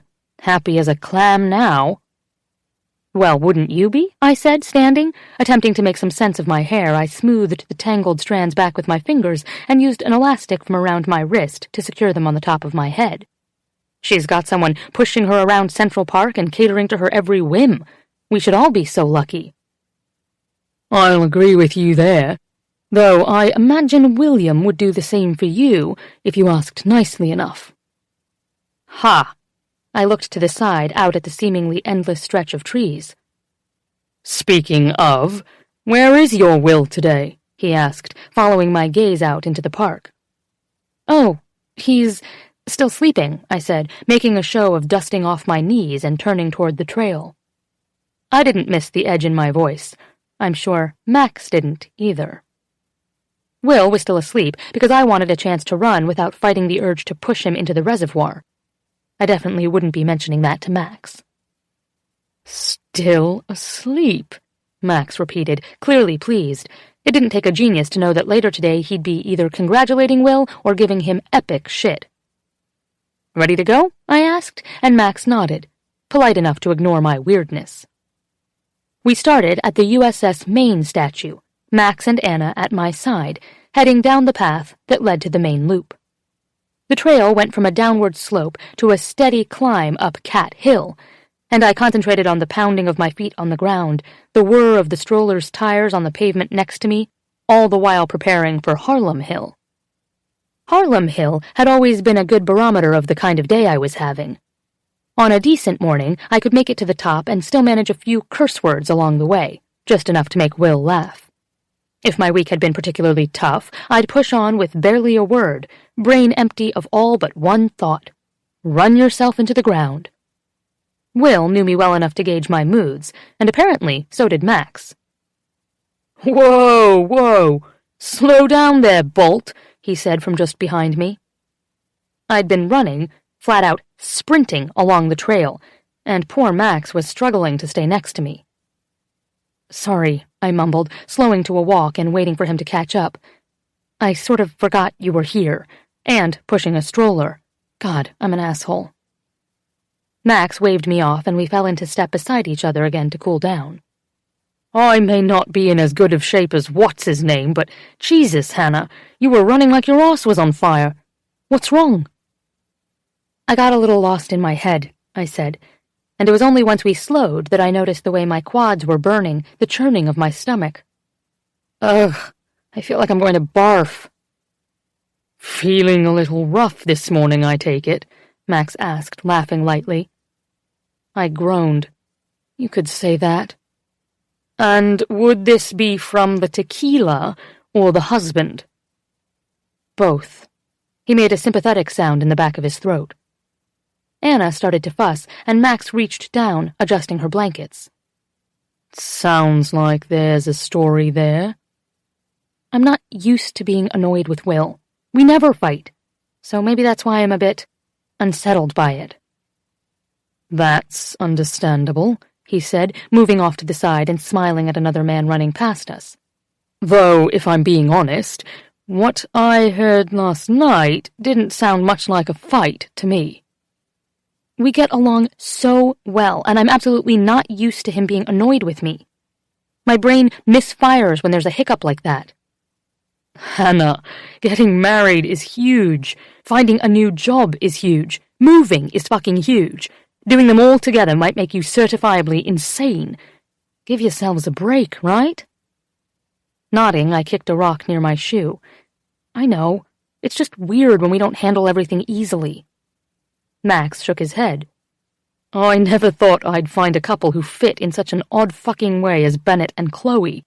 But you and Will just might have them beat. Though it is possible you two could be robots. Looking into it, actually. Very funny, I said, and slugged him in the shoulder. I can't believe Will thinks I should take a job without any research component, I added. Doesn't he know that I love the lab? Doesn't he know it's been my dream my whole life to run a lab? Well, he's arse over tits for you, and being in love turns even the smartest man into an idiot. No doubt you all have some scientific jargon to back that up. He glanced over at me and barked out a laugh. You do, don't you? I mean, there's basic neurochemistry involved in falling in love, or lust, for that matter, and it has definitely been shown to affect brain function. I realized what I was doing and gave him a guilty grin. You two really are bloody perfect for each other. I didn't say anything, and instead looked out at the path in front of us. Max was right. Will and I were perfect together. At least it felt that way, and I'd never been happier in my entire life than I had in the time we'd been together. But my career was important to me, too, and if anyone was going to understand that, I thought it would be him. The lab was important to me. My research was important to me. But so was he. Why couldn't I have both? So, how are the interviews going anyway? Max asked, snagging my attention back into the conversation. We were nearing Columbus Circle again, and the number of people on the trails and in the park had definitely picked up. Good, I told him. I leave Wednesday for Berkeley. Great campus. You've been there? He nodded. I have a few clients that live up that way. It's gorgeous, so I try to stay an extra night or two when I can. Not so much these days, he added, smiling fondly down at the stroller. I've only been a few times on family trips. It could be nice, I said. So, not your first choice, then? I don't really have one yet, to be honest. The sound of a siren burst through the air a few blocks away, growing louder as it neared the park before fading off into the distance. Once it quieted, I glanced at Max and shrugged, adding, Think I'm just trying to get through the interviews first, and trying to imagine where Will might want to live. Trust me, your husband thinks you hung the fucking stars. You could tell him you'd chosen a school in Antarctica, and he'd ask if you were ready to start packing. Yeah, I guess so, I said. I mean, I know he loves me, of course. But the rest? Picking where we live? It's so huge. Well, before all this happened, Will, the wedding, where did you see yourself?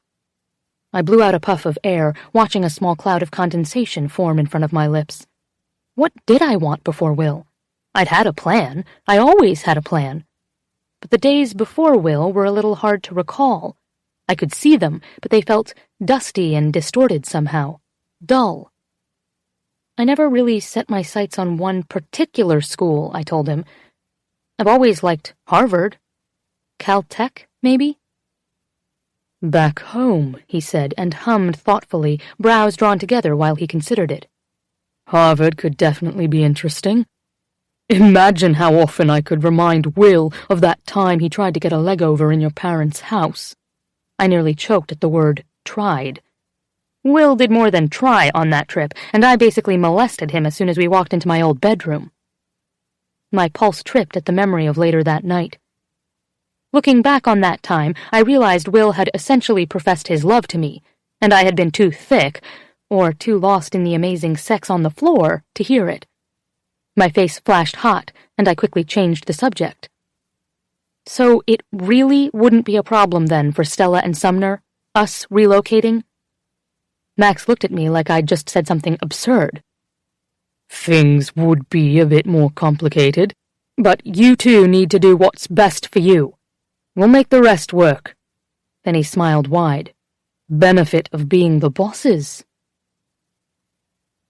After leaving Max and Annabelle at the park, I wasn't quite ready to head home and face Will yet. In fact, I wasn't sure what I would even say to him. Instead, I turned at the corner and headed in the direction of the 59th Street and Columbus Circle station, deciding to take the subway to the lab. There have only ever been two things that felt easy in my life. One was science, the other was Will. Outside my normal circle, I'd never been very good with people. I had a tendency to overshare, and my verbal filter short-circuited 98% of the time. But with Will, somehow, it didn't matter. He found it endearing that I never seemed to shut up, and I never had to be anyone but Hannah with him. It had always been easy. But last night, I wasn't sure where any of that came from. I knew Will didn't love my unpredictable hours, but that was part of running a lab. I always thought that as a scientist himself, he understood that. Will wanted me to take on a teaching position, but that was something you did when your career was slowing down, not starting out. I wanted to do research and publish papers, contribute to our broader scientific knowledge. I wanted to make a difference. Wasn't the entire beginning of our relationship based on his helping me learn to find balance? I'd done it then, so why was he so quick to doubt me now? I unlocked the door and stepped into the dark room, the silence immediately pierced by the sound of crunching glass beneath my shoes. It was just bright enough to see that a shelf near the door had collapsed from where it attached to the wall, its contents spilling out onto the one beneath it and across the floor just below. Of course, I muttered, tossing my keys onto the counter and flipping on the light. I regretted it immediately. Glass and papers were strewn across the floor, some smaller shards scattered as far as the other side of the room. And because I was the only one here this early, it looked like president of the cleanup crew would be me. A supply room just down the hall had a broom and dustpan, and a couple of garbage sacks for everything that would have to be taken out. It took longer than I expected to clean up, reorganize, and stack everything somewhere else, but it felt good to have something mindless to do to clear my head. With everything done, I put the supplies back in the closet, took a seat at my desk, and powered up my computer. There were a few emails I needed to answer, some last-minute travel details to finalize, and a set of data I needed to check. There was even another interview request, which I filed away until I could look over my schedule and see where I could fit it in. I hadn't yet mentioned this one to Will, and for just a second I hesitated, remembering our conversation from last night. But it would be fine. I'd get through them all, and we could talk about it when we had actual offers to discuss, rather than getting stressed over a bunch of hypothetical variables. That settled, I went over to the hood to feed some cells and check some cultures, barely registering that I still hadn't eaten breakfast or even had a cup of coffee. When I finally resurfaced again, it was to the sound of my stomach growling through the empty room. It was well past lunchtime, and when I looked around for the first time in what had to have been hours, I realized I was still alone. It took a moment to realize why that was. It was Sunday. Everyone else had probably spent their morning eating brunch or watching mindless TV snuggled up to someone in their jammies. i.e., not here, trying to squint through a hangover at numbers that could easily be put off until Monday. Damn it. So maybe Will had a point. The apartment was quiet when I got home, and, I noted, clear of any leftover party debris. I frowned, feeling like a jerk for leaving the mess for him to clean up, and made a mental note to thank him later. I let the door close softly behind me and peeked out into the living room. It still looked a lot like it had before Will moved in. Bookcases and books everywhere, family photographs on every shelf, and my dad's old desk in the corner. But now, Will's books blended with mine. My first real adult couch sat next to his leather chairs in front of the television we'd bought together, our first joint purchase as a couple. The photographs of my family still hung on the wall in the hallway, but his hung right alongside them, soon to be joined by the framed prints from our wedding. Until we started packing for wherever I moved us, that is, and I could barely bring myself to think about that right now. I'd ignored the growing stack of cardboard boxes that had been delivered and seemed to take up more and more of the spare room every day, but I knew I couldn't avoid them for long. I was nearing the end of my interviews, which meant it was almost time to make a decision.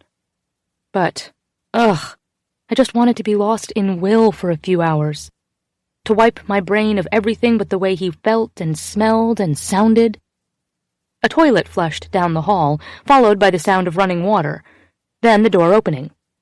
Footsteps carried along the wooden floors, and then Will was there, standing with wide eyes in the doorway. "You're home," he said, not moving from where he stood. I placed my keys on the table near the door and slipped out of my shoes. "Yeah, sorry." "Jesus Christ, Plum," he said, crossing the room and wrapping his arms around me. "Where in the hell have you been?" I felt myself sink into his body, lost in the familiar comforting scent of his skin, and hugged him back. "I went running." "This morning? You went running this morning," he said, pulling back just far enough to meet my eyes. "I talked to Max hours ago." I placed my palms on his chest, feeling the solid shape of it beneath my fingers, the heat of his skin against the fabric. "Then to the lab," I said. "Why didn't you call? Or answer any of my calls and texts?" "Oh, my phone was in my jacket pocket, I guess, probably on silent." "I did send you a text saying I'd be gone for a while, though." My eyes dropped to his neck, and I had to resist the urge to close the distance between us again, bury my face there. He sighed, and I watched the way my hands mirrored the movement of his torso.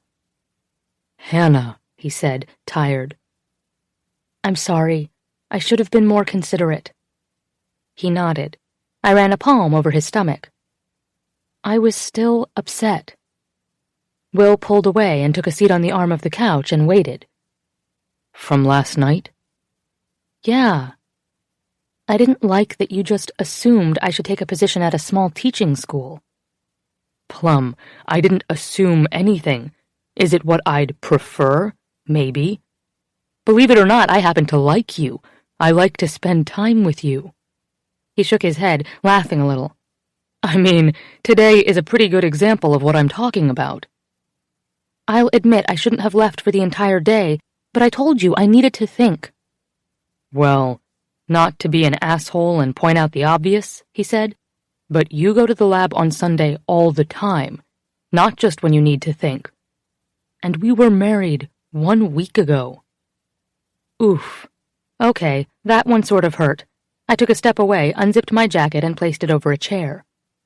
"Going into the lab is my job." "I know it's your job, and I love that you take it so seriously and are so fucking good at it. But I'm also trying to express that I want some of your time too, and I'd like you to take that into consideration when looking at all this. To talk to me about it." My head fell back and I looked up at the ceiling. "Are we going to argue about this again?" I felt his stunned silence before he said, "What we did last night was not argue. We can discuss something, even heatedly, without it being an argument. That said, what's wrong with arguing? It doesn't mean we're in a bad place just because we're two people with different opinions about how to handle something." If I were a man, would we be having this same discussion?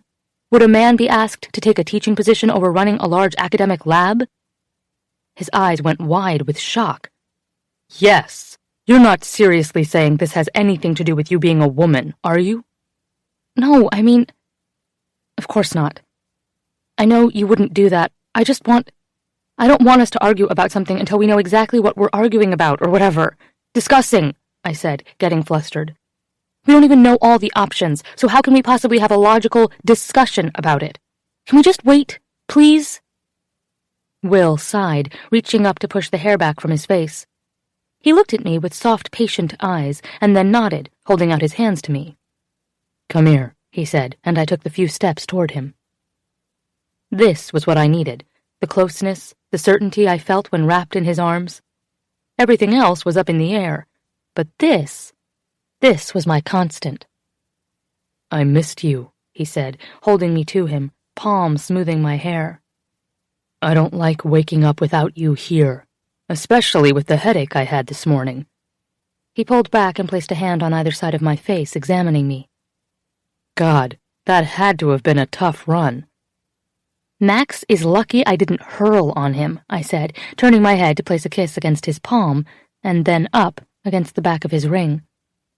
I never want to drink again. I'm pretty terrible at it.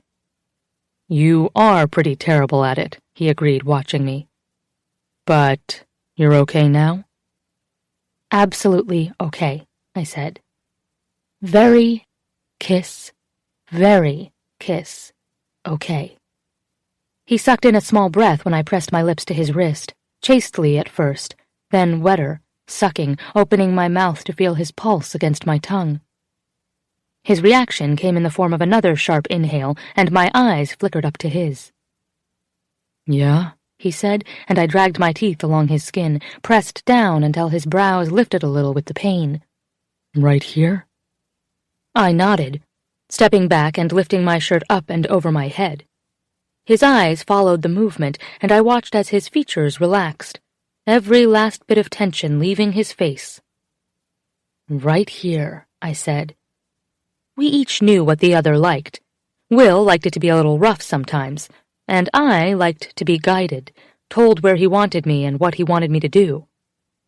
Will gripped his shirt at the back of his neck and pulled it off, tossing it absently to the couch. Turn around, then, he said, motioning with his finger.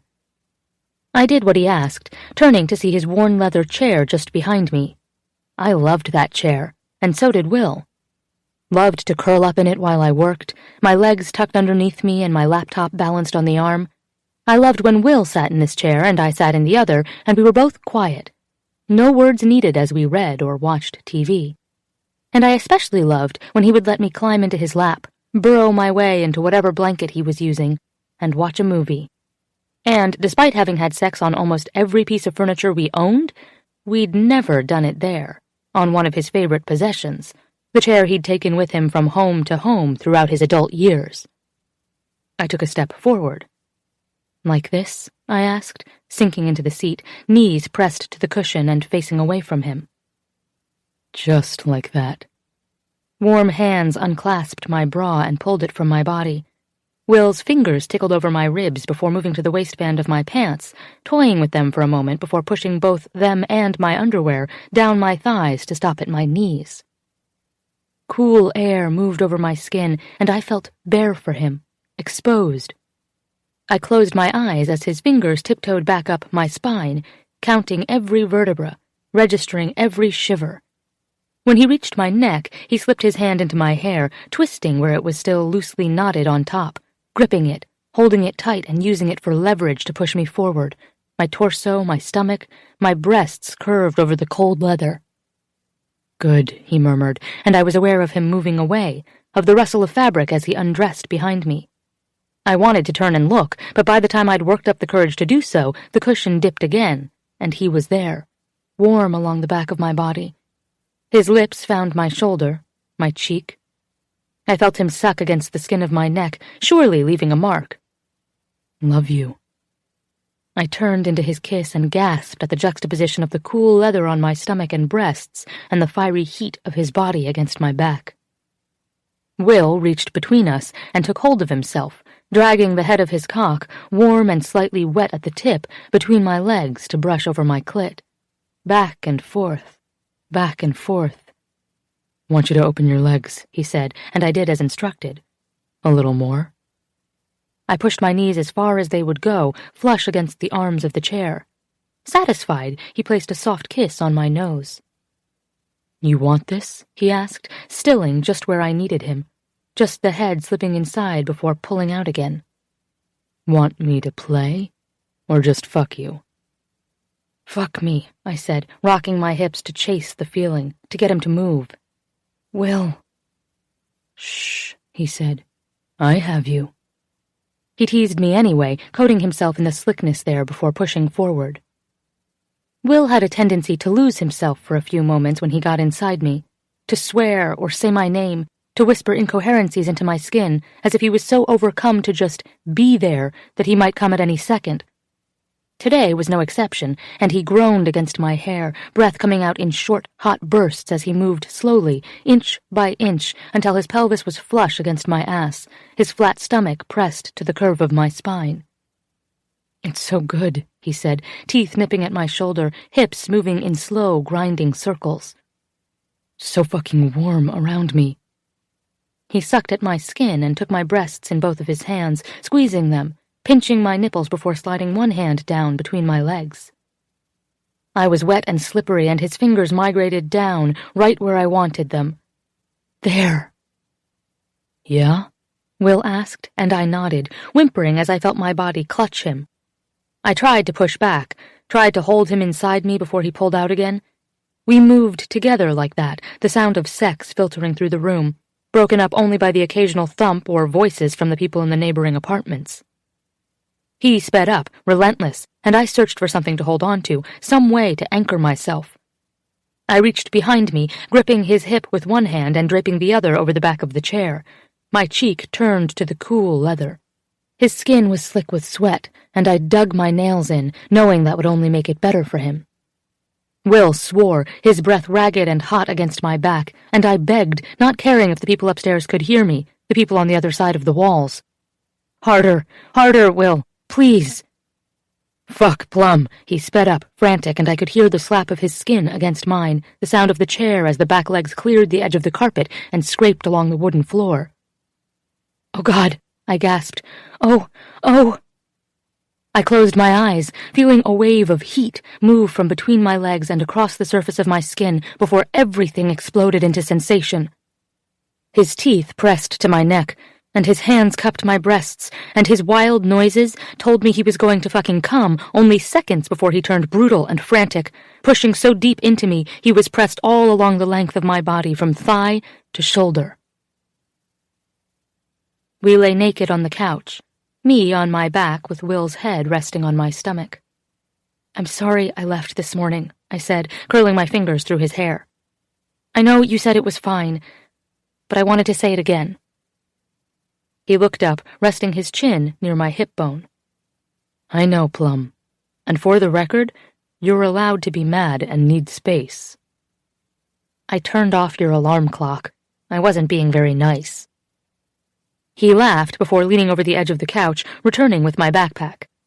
"I'm sure we're going to do or say a few not nice things to each other over the next 50 years. If they're all as nefarious as giving each other a couple extra hours of sleep, we'll be in pretty good shape." "What are you doing?" I asked, watching him rifle through the front pocket. He lifted a marker before returning the bag to the floor and pulled off the cap. "Decorating me again?" He hummed as he began to draw. A tree, roots that started at the edge of my hip bone and moved down, spreading. He filled it in, eyes narrowed in concentration as the fine tip of the marker moved back and forth, right up to the very edges of the design. I lifted my head, peering down my body to get a closer look. "It's like yours," I said, motioning to the tree on his bicep, the roots that wrapped around the muscle. "A little." "We should really look into getting you some coloring books," I told him, smiling before letting my head rest back against my arm. "Wouldn't be quite the same, though, would it?" I pushed my fingers through his hair again, watching the way the colors shifted in the dying light. I could feel the marker move, smell the ink, and when I looked again, I saw that he was carefully drawing individual leaves. "Now, when you go away on Wednesday, I'll still be there," he said. "You're always here," I said, touching the side of his face, tapping it gently so he'd look up at me. His blue eyes were almost black in this light, so open and honest I wasn't sure I'd be able to walk out the door in the morning, let alone get on a plane and fly to California in 3 days. 5. Will. Hannah left before the sun was up on Wednesday, bending to kiss my forehead on her way out. "Bye, baby," she whispered, thinking I was still asleep. "I'll see you Friday." She turned to leave, but I pushed up, shuffling behind her to the front door, where she had her suitcase and laptop bag packed and ready. "Can I make you some coffee?" I mumbled, squinting at her. "Put it in a travel mug." She laughed when I absently reached down and scratched myself through my boxers. Shaking her head, she told me, "Go back to bed, sleepyhead. Think I'll go run." Stepping forward, she kissed me, and wasn't fast enough to get away before I pulled her closer by her hips, held her tight against me. Hannah smiled into the kiss, wrapping her arms around my neck. "You're so warm." "When do you get home on Friday?" I asked against her mouth. Late. Around 10? I stepped back, rubbing my eyes. "Wait, where are you going this trip?" Laughing again, she stretched to kiss my jaw. "Berkeley." She pecked me one more time and then stepped back. "My cab is outside. I'll call you when I get there." "You're being awfully quiet over there." Jensen's voice pulled me out of my thoughts, and I blinked up at him across the table. He was down in the city from Boston, and we had joined Max and Bennett for a late lunch at Le Bernardin. "Just wondering how things are going for Hannah," I said. "She's giving her job talk right now." I tilted my wrist, looking at my watch, and corrected. "No, she finished about an hour ago." Picking up my phone, I registered that she hadn't even texted to let me know she'd landed safely. "What did she say?" Bennett asked, misinterpreting my attention to my phone. "Oh, just..." I waved him off, shaking my head. "No updates yet. I'm sure it went great." "I'm sure they're already begging her to accept an offer," Max said, smiling reassuringly. Out of the three of them, he watched me the most closely today, having heard both Hannah and I occasionally ramble about the job hunt, the idea of moving, the idea of staying, what our lives might look like a few months down the road. Max certainly didn't want us to move, but he didn't seem all that concerned about it either. I really could do my job from anywhere, though some cities would be easier than others. "She doesn't believe me when I say the choice is going to be hers," I told them. "Well," Jensen said, "where do you think she'll end up?" I shrugged. "I don't actually know." "And when are you guys planning to move?" Bennett asked. "Well, we may not be." Bennett waved me off. "I mean, when is she hoping to start, wherever that may be?" "Probably next fall, though some schools seem to want her to start in the winter term." "Will," Max said flatly. "The winter term? It's October." I nodded, poking at my plate. "It's October," he repeated, "and some places want her to start in January, and you don't have a sense of where you might be going?" She hasn't visited everywhere yet. The explanation sounded lame even to my own ears, but it's the one she gave me again and again.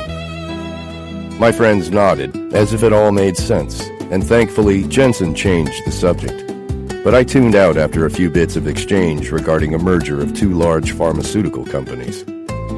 Hannah and I had been so focused on the wedding and then the idea of her career beginning that we hadn't actually discussed the how. Everything felt too hectic, and the "let's figure it out after the wedding" motto had been an easy way to put off any actual decision-making. Here we were, married, in love, and on the verge of changing nearly everything about our day-to-day lives, and we still had no idea at all how it was going to look. I pulled a beer from the fridge, popping the cap off with the satisfying hiss. "You're not drinking my cream soda, are you?" Hannah asked on the other end of the line. Do you really think I would steal your cream soda? I volleyed back, settling on the couch. I may be new to this, but I know how marriage works. She laughed. Good. I've been saving it. You know, I told her, missing the heat of her body next to me on the couch, even if you finish it, you can get another. Hush, I like the anticipation. Growling, I said, I know this about you. Will! The single syllable was a quiet plea, a gunshot at the beginning of a race. I draped my arm across my face, working to not get distracted by phone sex. Let's play in a minute. Tell me about your day. She let out a prolonged exhale and then started. Well, let's see. I think my talk went well. There was a lot of great discussion. And I like the lab space they've suggested. I waited for more. Hanna fell silent. And, I prompted, you like the faculty? They seem great. Shifting my arm away, I stared up at the ceiling. Hanna? What? Are you at all excited about this process? Seriously? She asked incredulously. I'm giddy. It's just not like you to be so tight-lipped about it. Sighing, she said, I'm trying to be contained. With me? I could practically see her helpless shrug. I'm trying to keep my moment-to-moment opinions in check right now. I figured we would talk about it after we have all the information. Yes, you mentioned that, but I'd still prefer to be processing it together as we go, I told her. I mean, I know you had to take all day Sunday to think, Hanna, but it's not like you really told me much of what you were thinking about, other than being annoyed with me. It's a big move. I paused, then added, for both of us. Max reminded me to worry about the job, not the location, she said. I mean, you can work from anywhere. I sat up, transitioning quickly from relaxed conversation to irritation. Oh, Max said this? Well, and you did too, she added quickly. Early on you said, let's not worry about location, let's just see where things fall. Maybe because I expected to be talking about it as we went, I argued, standing to pace the living room. But every time it comes up, you say, let's wait and see what the choices are. At this point, Hanna, the choices are every fucking corner of the globe. Can we at least narrow it down a little? Begin to form a plan? I don't know which place has the best offer yet, she argued, voice tight. I laughed out an incredulous breath. Well, we can lay out the landscape so far. I mean, doesn't my opinion factor in at all? Of course, but we don't even have offers from every school. Hanna, we can assume everywhere you've been is an option. It sucked having this conversation over the phone, but I was too wound up to wait. After reading my friend's reactions today, I knew it was absurd that we didn't even have an inkling of where we were going yet. I didn't want to put it off anymore. I heard her take a calming breath before she said, I feel like planning right now would be putting the cart before— Oh, for fuck's sake, I cut in. You are the fucking cart. You are the fucking horse. You're leading this. Every school wants you. Will? I sighed, pinching the bridge of my nose. She sounded so vulnerable, but her placating tone chipped away at my already frayed patience. What? Don't yell at me. I don't want to fight. I felt too upset to diffuse this immediately. At this point, getting off the phone with me or putting this aside doesn't mean we aren't fighting. The fact that you're 8 interviews in and I have no idea where you're leaning is already a problem. I want to have it out. Hanna went quiet on the other end of the line, finally uttering a small, okay. Trying to calm down, I said, Babe, there's nothing wrong with fighting. Sometimes we won't agree. Sometimes we will actively disagree about how to handle something. It has to be okay for us to have a fight. Well, we just argued this weekend, too, and this one feels big, she said. Because it is, I answered with an incredulous laugh. I mean, hey, it's only our future. She didn't respond. All I could hear was a quiet tapping on the other end, her nervous habit of flicking a pin against her leg. Leaning against the wall, I said, Hanna, I need you to say something. I'm not sure what to say because I don't feel like I can make a decision yet. I haven't been to Caltech. I haven't heard back from Harvard, Berkeley, or Rice yet either. And that's fine, I told her. All I'm asking is that we talk about it, because you do have offers from 5 schools, but you won't even lay out some hypotheticals with me. You loved Harvard. You loved Princeton. But we're iffy on a faculty spot at Hopkins and MIT, right? Right? And then she said nothing more. You only have one more interview, I reminded her evenly. You've heard back from all but 3 places. So what are your top 3? Based on what? She asked, clearly getting annoyed. Location, resources, salary, teaching load? How do you want me to weigh these things? I let my head fall back against the wall with a soft thunk. Jesus Christ, Hannah. It's like you are pathologically unable to approach this decision. You weigh them with me, one bit at a time. It's just complicated, Will. This isn't a simple process. There are about 1 million factors at work here. Are you really going to patronize me right now? I growled, pushing off the wall again to pace the apartment. I know what schools you're visiting when you leave the house, and you generally tell me the specifics of your interview schedule when you get home. But do I even get a single opinion afterward? No. So yes, I realize it's a complicated process, but you don't seem to. Maybe I'm just trying to remain open-minded. Fuck open-minded, I yelled. Be open-minded when you're doing the interview. Inside this marriage, tell me all the tiny gripes and fears and hopes. I don't need the whitewashed version. I want the big and small, the ugly and the awesome. Right now, I know what questions you were asked in your job talks, how big your lab would be, what your startup funds would be. But I don't have a single clue what you like. And you haven't asked me once where I would like to live, what I would like to do. I would follow you anywhere, Hannah, but I want to do so as your partner. She went very quiet, and for a few beats I wondered if she actually had the gall to hang up on me. But then I heard a tiny hiccup and realized she was crying. I'm not trying to be selfish, she said. You know that, right? Of course I do, I told her, softening. But look, you have to process this with me, as a unit. Your desire to remain open-minded means that you're not letting yourself fall in love with any one place. And your inability to express a preference, no matter how preliminary, is making it totally fucking impossible for me to get engaged in this process. I heard her blow her nose in the background.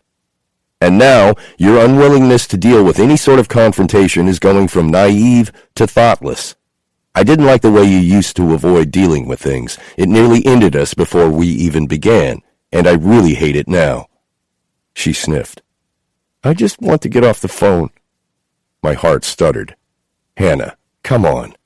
You're making me feel like a child. I'll see you Friday night. The phone clicked, and nothing but silence carried through the line. She'd hung up. I'd yelled at her, and she'd hung up. Well done, Will. Guilt and aggravation and just plain dread warred in my chest as I crossed the room before dropping back onto the couch. My beer sat on the coffee table in front of me, still full, condensation forming at the neck of the bottle, and running down the glass to pool on the wood underneath. I picked it up and brought it to my lips. It was going to be a fucking long night. Jensen jogged beside me on the trail. Yeah, I'm probably the worst person to talk to about this, he said. I've dealt with Hannah's head in the sand shit for years. No, see, I said, glancing over at him, this is where you tell me it's normal to get in a fight like this 1 week after a wedding. This made him laugh dryly, and only then did I realize what I'd said. I pulled up short, stopping in the middle of the trail. Jens, I don't mean, you want me to tell you what's normal 1 week after a wedding? He asked, bending to cup his knees and catch his breath. Sorry, I said, shaking my head. Dude, that was totally inconsiderate. I am a prick. He waved off my apology with a flick of his hand before straightening. Given that my wife, previously my girlfriend of 9 years, told me 1 week after our wedding that she wasn't sure we were meant to be together, I'd say that you and Hannah are just fine. It's a really stressful time, that's all. I guess. I looked past us, down the trail at the line of mothers and jogging strollers headed our way. I hadn't stopped feeling nauseated for hours now. We stepped off to the side, on the grass, and Jensen pulled a water bottle from that dorky jogging belt of his. "Hanna has laser focus," he said, and then took a drink. "It's what makes her great at what she does and shitty at multitasking. I suppose I should give her some credit for consistency." I couldn't help but laugh. "She's just trying to be an adult," he said. "Maybe she thinks this is how adults deal with stuff, sort of stoically." I groaned, knowing he was right, and marveling at how fucking easy it was for him to come to this conclusion. Well, that makes sense, given that she told me I was treating her like a child last night. Jensen's laugh boomed out in the chilly morning air. "Good luck with that one, Will." He pretended to wipe away a tear. "Holy shit, I don't think seeing you two stumble through marriage will ever get old." My cell rang on the bedside table, startling me awake. I picked it up, swiping the screen and squinting at the clock. Just past 3 in the morning. The last time I'd looked at the clock was only 15 minutes ago. "Hey, Plum." "Hey, you." My body flushed warm with relief. "You okay?" I asked.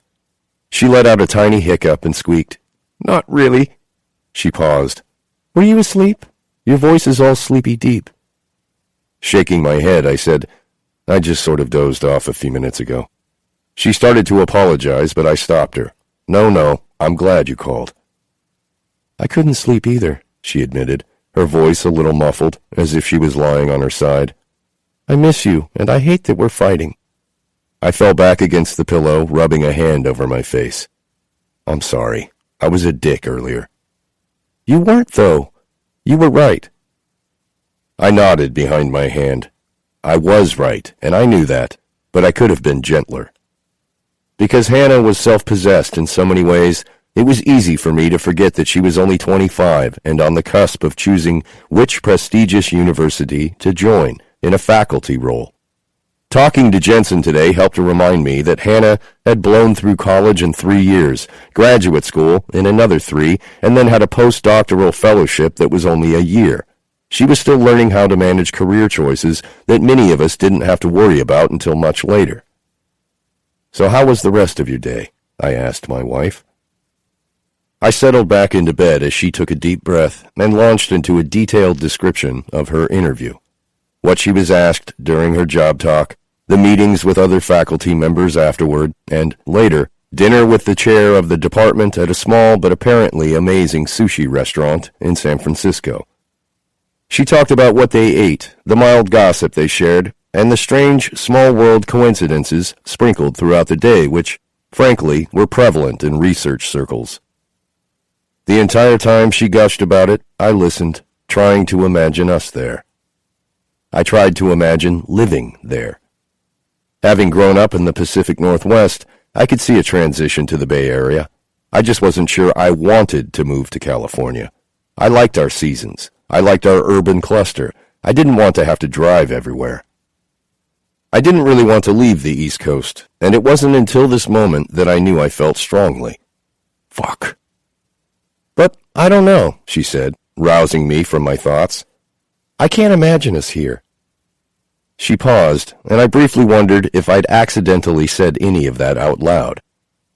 "I can't imagine you here," she added.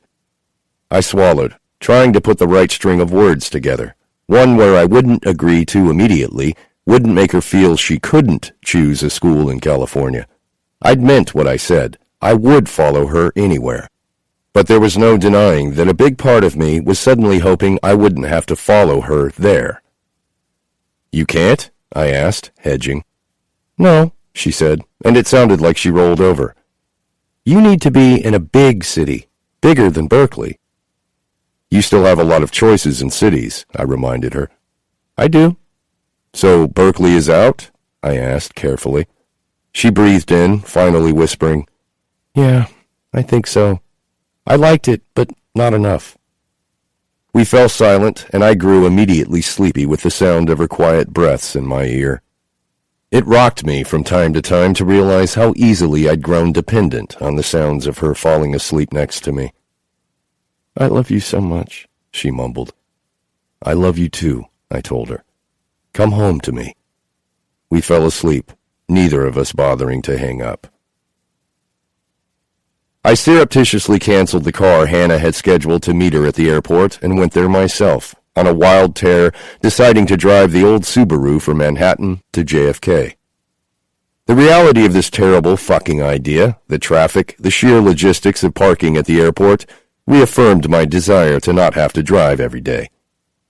But when she came down the escalators looking exhausted and sweetly rumpled, fuck it, I would have navigated any cluster of cars to get to her. Surprised, she ran straight into my arms, smelling all warm and sweet and fuckable. "What are you doing here?" she asked, voice muffled by my jacket. "I'm stealing you away." "To home?" she said. I shook my head.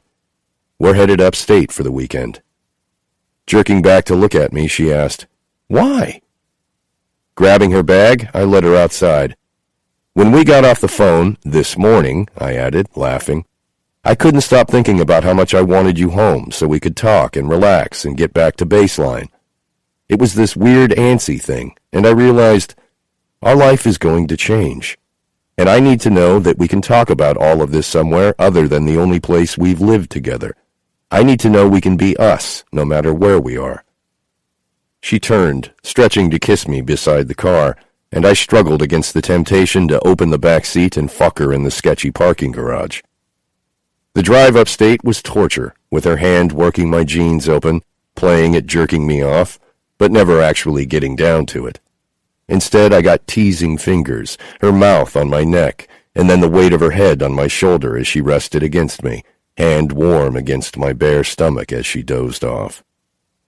It was late when we finally arrived at the B&B and checked in, skipping further conversation and tripping as quietly as we could down the hall to our room.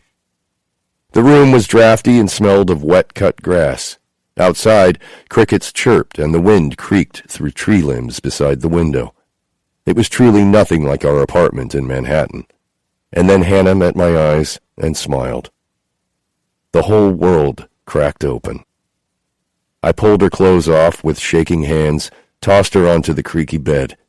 Her mouth curled in a laugh, pale limbs spread across the blankets, beckoning. The smell of her, the taste of her skin on my lips. I turned on the lamp to see her better, to watch the flush crawl up her neck when I pressed my face between her breasts, groaning. The muscles in her stomach jerked under my mouth as I kissed down her body, sucking and tasting her until she was pulling me up by my hair, over her, shoving my clothes off with grabby, impatient hands. It was fast and, fuck, it was probably a little too rough, but I loved the way her tits moved when I pinned her hands over her head and fucked her as hard and fast as I could. I wasn't sure what got into me. A switch had been flipped, some ancient trigger pulled. She'd been gone. I needed to remind my hands and mouth and cock that this was default, us. The setting didn't fucking matter. She came, but just after I did. I don't know how I managed to actually get her there and not collapse on her.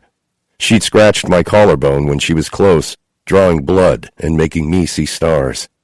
I fell over her, heavy, and managed to keep from crushing her with my elbows planted in the mattress near her head. "Were we loud?" she asked, breathless. "I don't have enough energy left to care." She giggled beneath me. "Awkward group breakfast at the B&B. I rolled off her, dragging my hand across her sweaty torso as I went. "You think I'm letting you out of this room?" She draped her body over mine, kissing the scratch she'd left on my skin. "Darling husband?" My blood vibrated at her words. Are we okay?" Now this made me laugh. "Plum." I stretched to kiss her. "Never mind what we just did in this tiny bed. We're always okay." Standing, Hanna walked over to the door and grabbed a notebook from her bag, shuffling back to me. "Roll over," she said, nudging my shoulder. I rolled to my stomach and rested my face on my bent arm. The notebook was cool against my back. causing me to startle a little. What are we doing? I need to make a list of what Caltech needs to bring to the table to beat Harvard. I turned my head, barely able to see her over my shoulder. I liked seeing that she could admit that, most likely, every school would want her.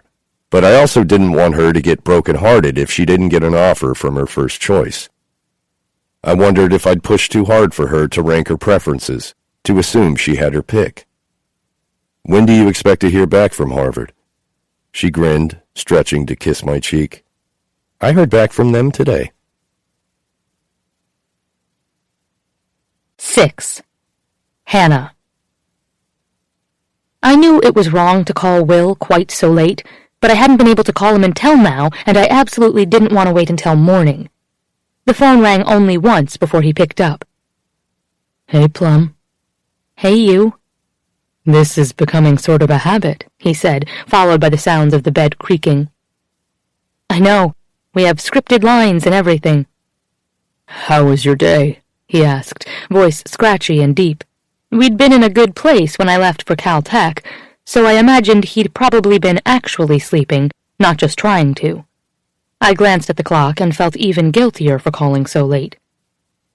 "It was pretty great," I said, and noted the pause on the other end of the line.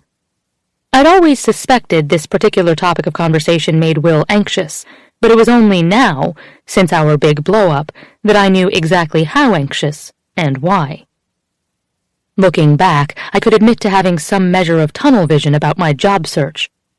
I'd had a list of possible candidates, and I'd checked them off, one by one, not attempting to form any sort of opinion on the outcome until I had all the possible information. I'd been looking at the situation with the logical side of my brain, and quite frankly, the logical side of my brain was an insensitive dick. But now, taking Will's point of view into account, I could see how unfair that had been, and how it was something we needed to do together, as a couple, rather than me telling him what I'd decided. I'd long suspected that Will would have preferred a school not in California, or anywhere along the West Coast for that matter. But in usual Will fashion, he was withholding his opinion until I'd had a chance to express mine. Max was right. Will would probably pack up and follow me to Antarctica if I got a job I loved there. "It was great," he repeated, voice a little too careful.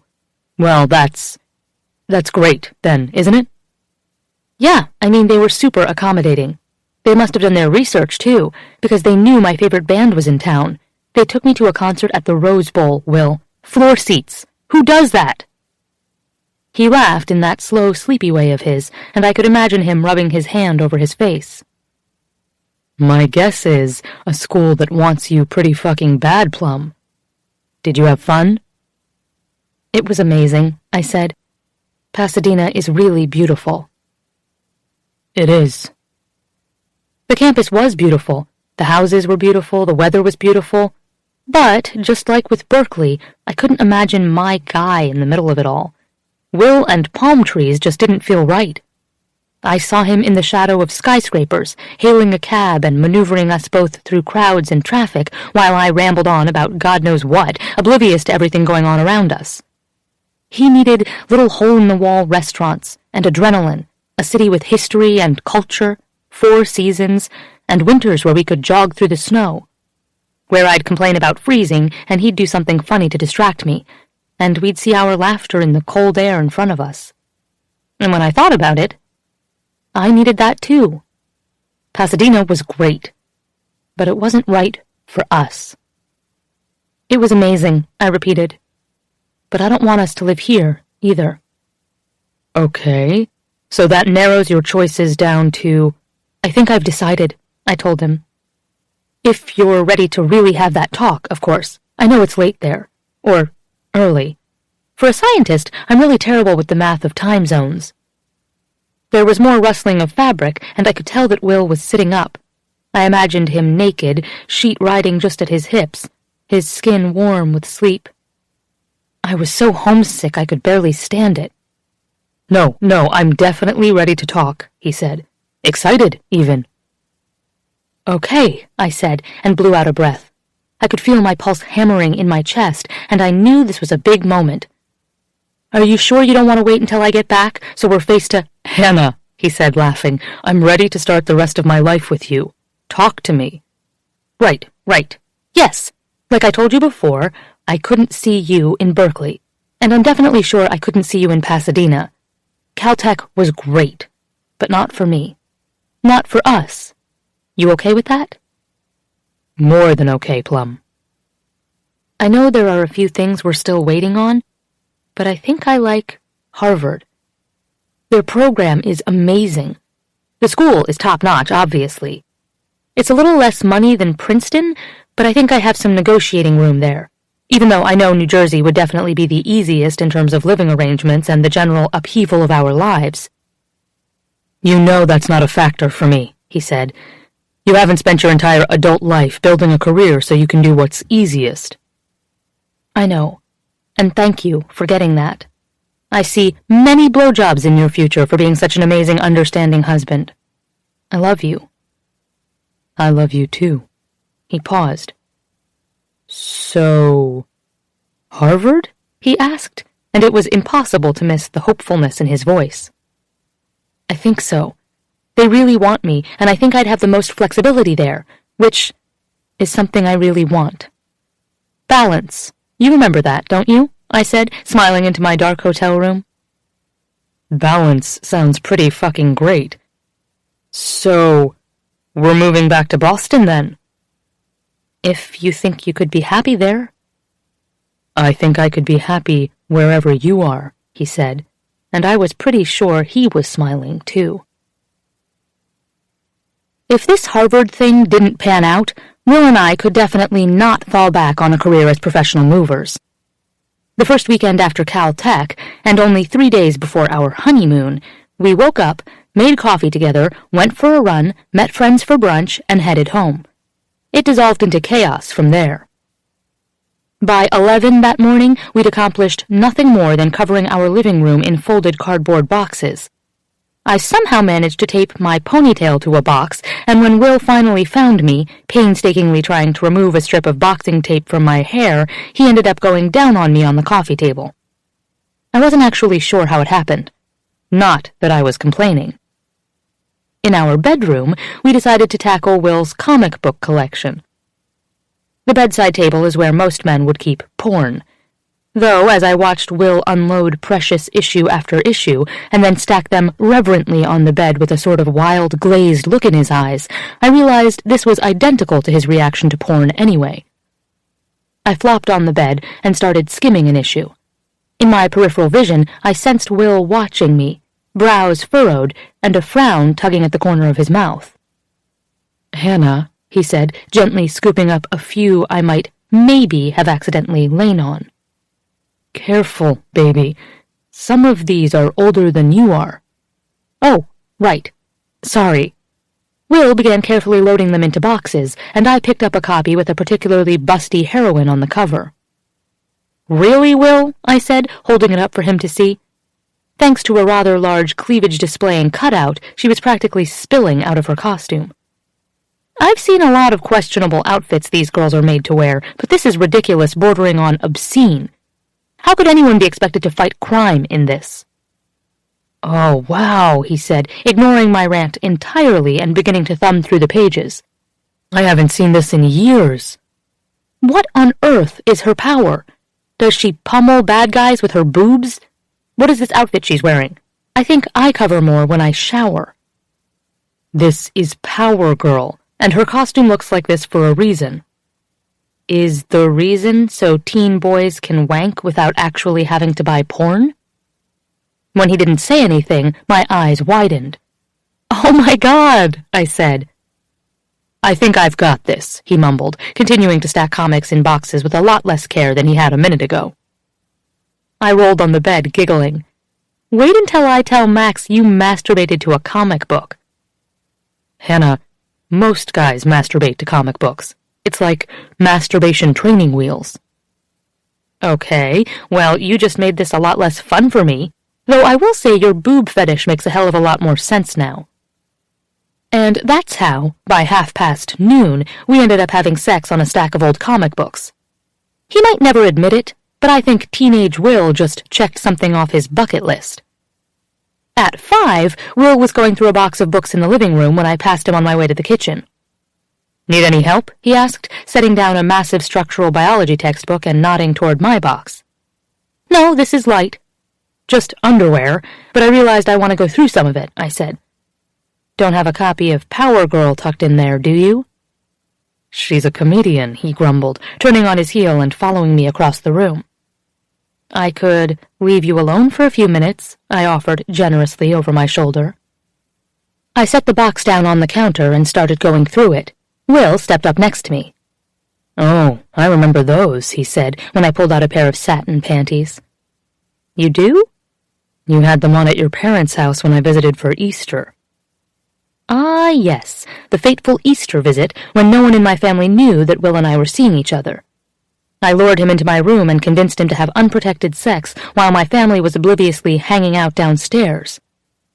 Lord, Will's entire life had flashed before his eyes when Jensen knocked on the door. "You couldn't remember to pick up laundry soap today, but you remembered that?" I asked. "Yeah, well..." Will was quite a bit taller than me, and even standing at my back he could peer over my shoulder. "May I?" he finally asked, motioning to the box and its contents. "Knock yourself out," I said, walking to the freezer and returning with a pint of ice cream. Spoon in hand, I hopped up on the counter next to him and popped off the lid. He pulled out pair after pair, wiggling his eyebrows and kissing me full on the mouth whenever one sparked a particularly happy memory. Turns out, unpacking was way more fun than packing. "Wait," he said, slowing as he came to the plainer ones toward the bottom. "Why have I never seen any of these before?" I dipped my spoon into the container and lifted a bite to my mouth. "Because those are my ladies' days undies." His eyes flew to mine. "Your what?" "Menstruation?" Will nodded, unfazed, as he turned back to the box. "Got it." "You're so progressive, sometimes it's actually a little dorky. Cute, but dorky." He looked back up again, giving me a crooked smile. "You have special underwear for when you're on your period and I'm the dorky one?" I shrugged. "Well, yeah." He blinked a few times. "Why do you bother?" "These days I wouldn't want to ruin my nice ones. But back in grad school, I didn't have nice ones." I snorted as I took another bite. Nobody saw my underwear then. You know, I even remember a Kickstarter this guy did for something called period panties. They all had names like Shark Week or Cunt Dracula. I think there was even a pair that said Rambo First Blood and had a unicorn that had just been in a bar fight or something. I lifted a bite of fudge brownie to my mouth only to see Will staring at me. I paused. "What?" "I can't decide if that's terrifying or absolutely genius." I nodded, taking the bite and swallowing before saying, "If I'm remembering correctly, it was so you didn't have to ward off unwelcome advances that week. So instead of saying, 'Sorry, baby, it's that time of the month,' you could just throw this gang sign near your vagina and flash your period panties." I made what I'm sure was a crude V motion with my spoon directly at my crotch, and then took another bite of ice cream. "Have you always been this weird?" Will asked. I stared blankly at him. He picked up a pair of blue cotton briefs. "What's wrong with these?" Hopping down from the counter, I grabbed them and tossed them back into the box. "Well, nothing really. Except they look like something my mom would wear." "Okay, yeah, you've ruined it." I laughed, throwing a pair at him. "Ruined what? I'm as lazy as they come, and if not for Chloe, I'd probably still be wearing the same pair until the elastic gave out. But no guy actually finds these sexy." "You obviously don't understand a thing about men, or specifically, this man." I let out a laugh. "I don't?" "No," he said, reaching for a pair of yellow ones. "I'm not scared of periods, and you could walk out in 5 pairs of the worst underwear known to man, and I would still want to have sex with you." "Is that right?" Will picked up my spoon and the ice cream and took a bite. "Absolutely." 20 minutes later, I walked out of our room, naked except for a white tank and 5 pairs of the ugliest ladies' days undies I owned, and sat on the couch across from the TV. Looking up from the box he was taping, Will watched me. "Hiya, Plum." I crossed my legs, picked up the remote, and turned on the TV. William? He straightened, placing the tape gun on top of the bookcase, and walked the box over to a stack by the front door. Crossing back to the couch, he sat on the edge of the coffee table across from me. What are you doing? Just watching TV. He looked back at the screen and then to me again. But you don't speak Spanish. I blinked over at him with a glare and changed the channel. I was reading the subtitles. Will tilted his head, eyes moving from the tips of my toes back to my face. You look pretty. I wasn't really sure what I was doing and was actually starting to sweat a little. Why did I always decide to prove a point first and think about it later? Thanks, I replied. His hand curved around my ankle, his thumb brushing up and down along the top of my foot. Moving my foot away, I stood, turning toward the kitchen and trying to remember everything Chloe had told me about being sexy. I think I shook my ass, but it probably looked more like I had a Charlie horse. Do you want a beer? I started to ask, but didn't make it that far. Will cracked up, bending over laughing before he tackled me back to the couch. Are you trying to prove a point here, Plum? Yes, I shouted, trying to escape. Admit you don't think this is sexy. Admit it. Are you kidding? He said, tucking his head into my neck and covering me in kiss after kiss. He tickled my stomach and pushed my shirt up to my ribs. It's been long enough. I could absolutely do it again. Are you serious? I screamed, laughing and attempting to twist away from his fingers. He kissed his way across my chest and down between my breasts over my shirt. His fingers moved to the waistband of my panties, and he slowly tried to peel them down my legs. Tried being the operative word, because 5 pairs of underwear don't really fit the same way as one. What in the actual fuck, he started to say, tugging at the fabric. Oh my God, Will, I curled on my side, laughing so hard I had tears in my eyes. He managed the first pair, holding them up victoriously before he went back for the second. Jesus Christ, he said, attempting to pull them down without stretching them or damaging the elastic. Are these on with some kind of adhesive? No. Okay. It's possible this wasn't my best plan. And will you hold still? It's like trying to peel a wiggly onion. I'm going to die of laughter, and when the police finally get here, I'll still be wearing these hideous underwear. Why didn't you just take them all off at once? You can't expect me to think when all my blood is in my dick. I told you this wasn't sexy. Admit that I was right, and I'll just go in and take them off. Admit that I'm smarter than you. Oh, you're definitely smarter than I am, and they're definitely sexy, he said. I really don't see a way I lose in this scenario. He lifted my shirt off and over my head and took my breasts in his hands.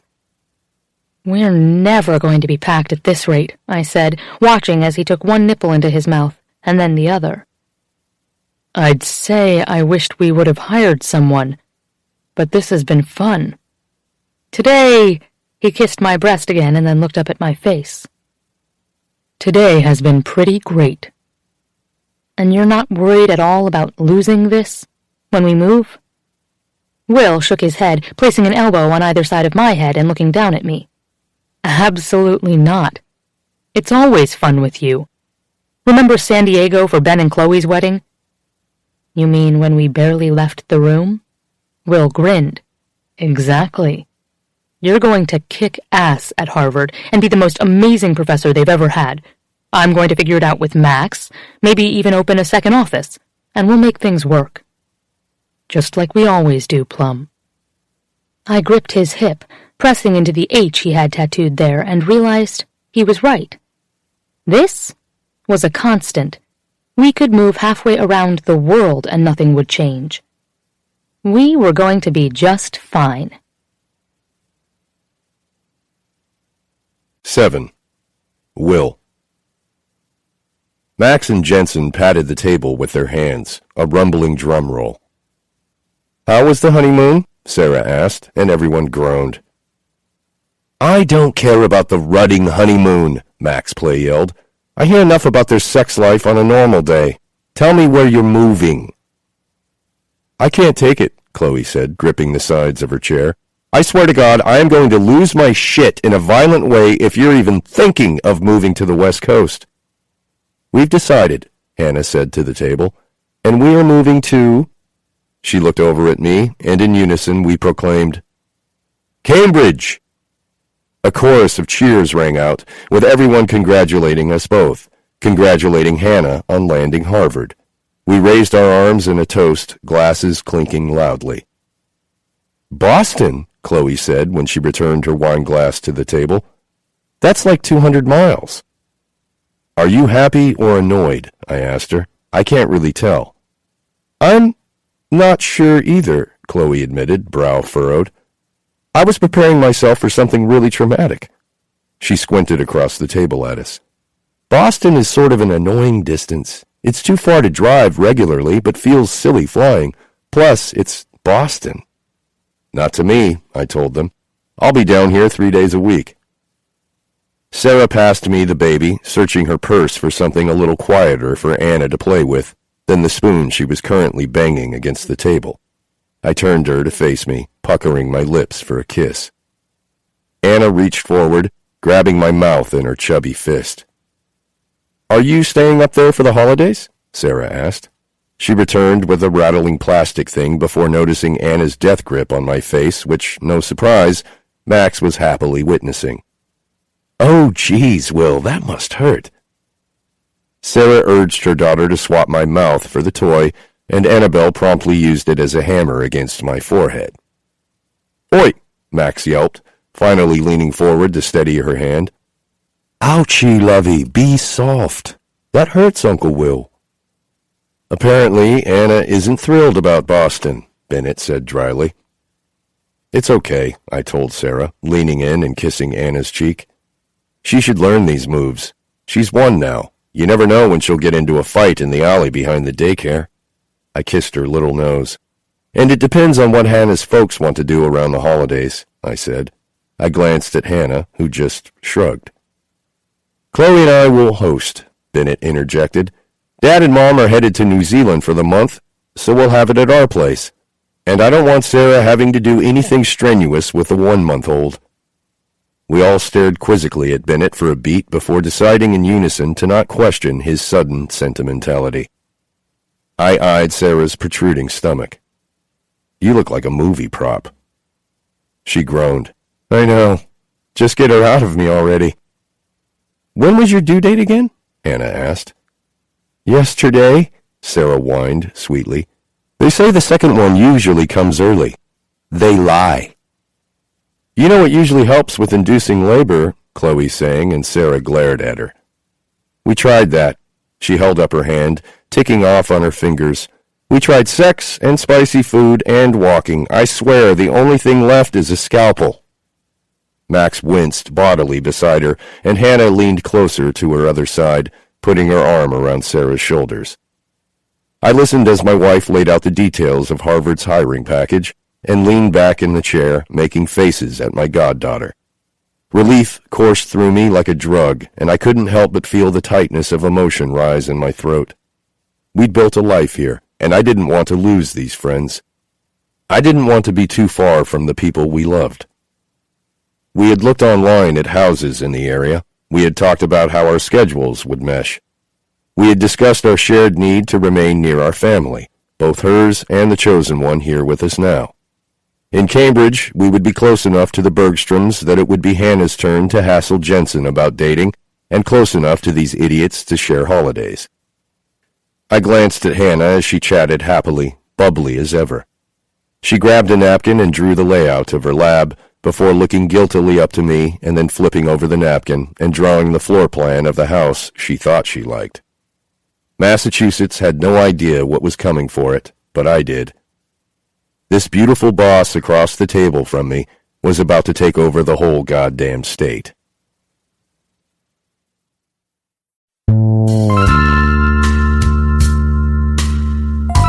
Beautiful Boss was written by Christina Lauren and read by Grace Grant and Sebastian York.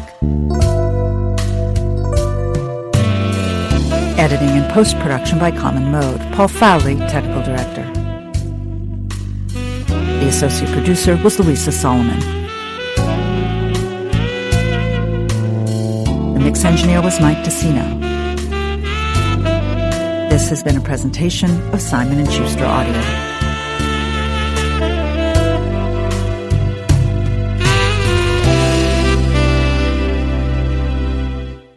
Beautiful Boss is available in print from Pocket Books. Also from Simon & Schuster Audio, Wicked Sexy Liar, read by Deacon Lee and Olivia Song.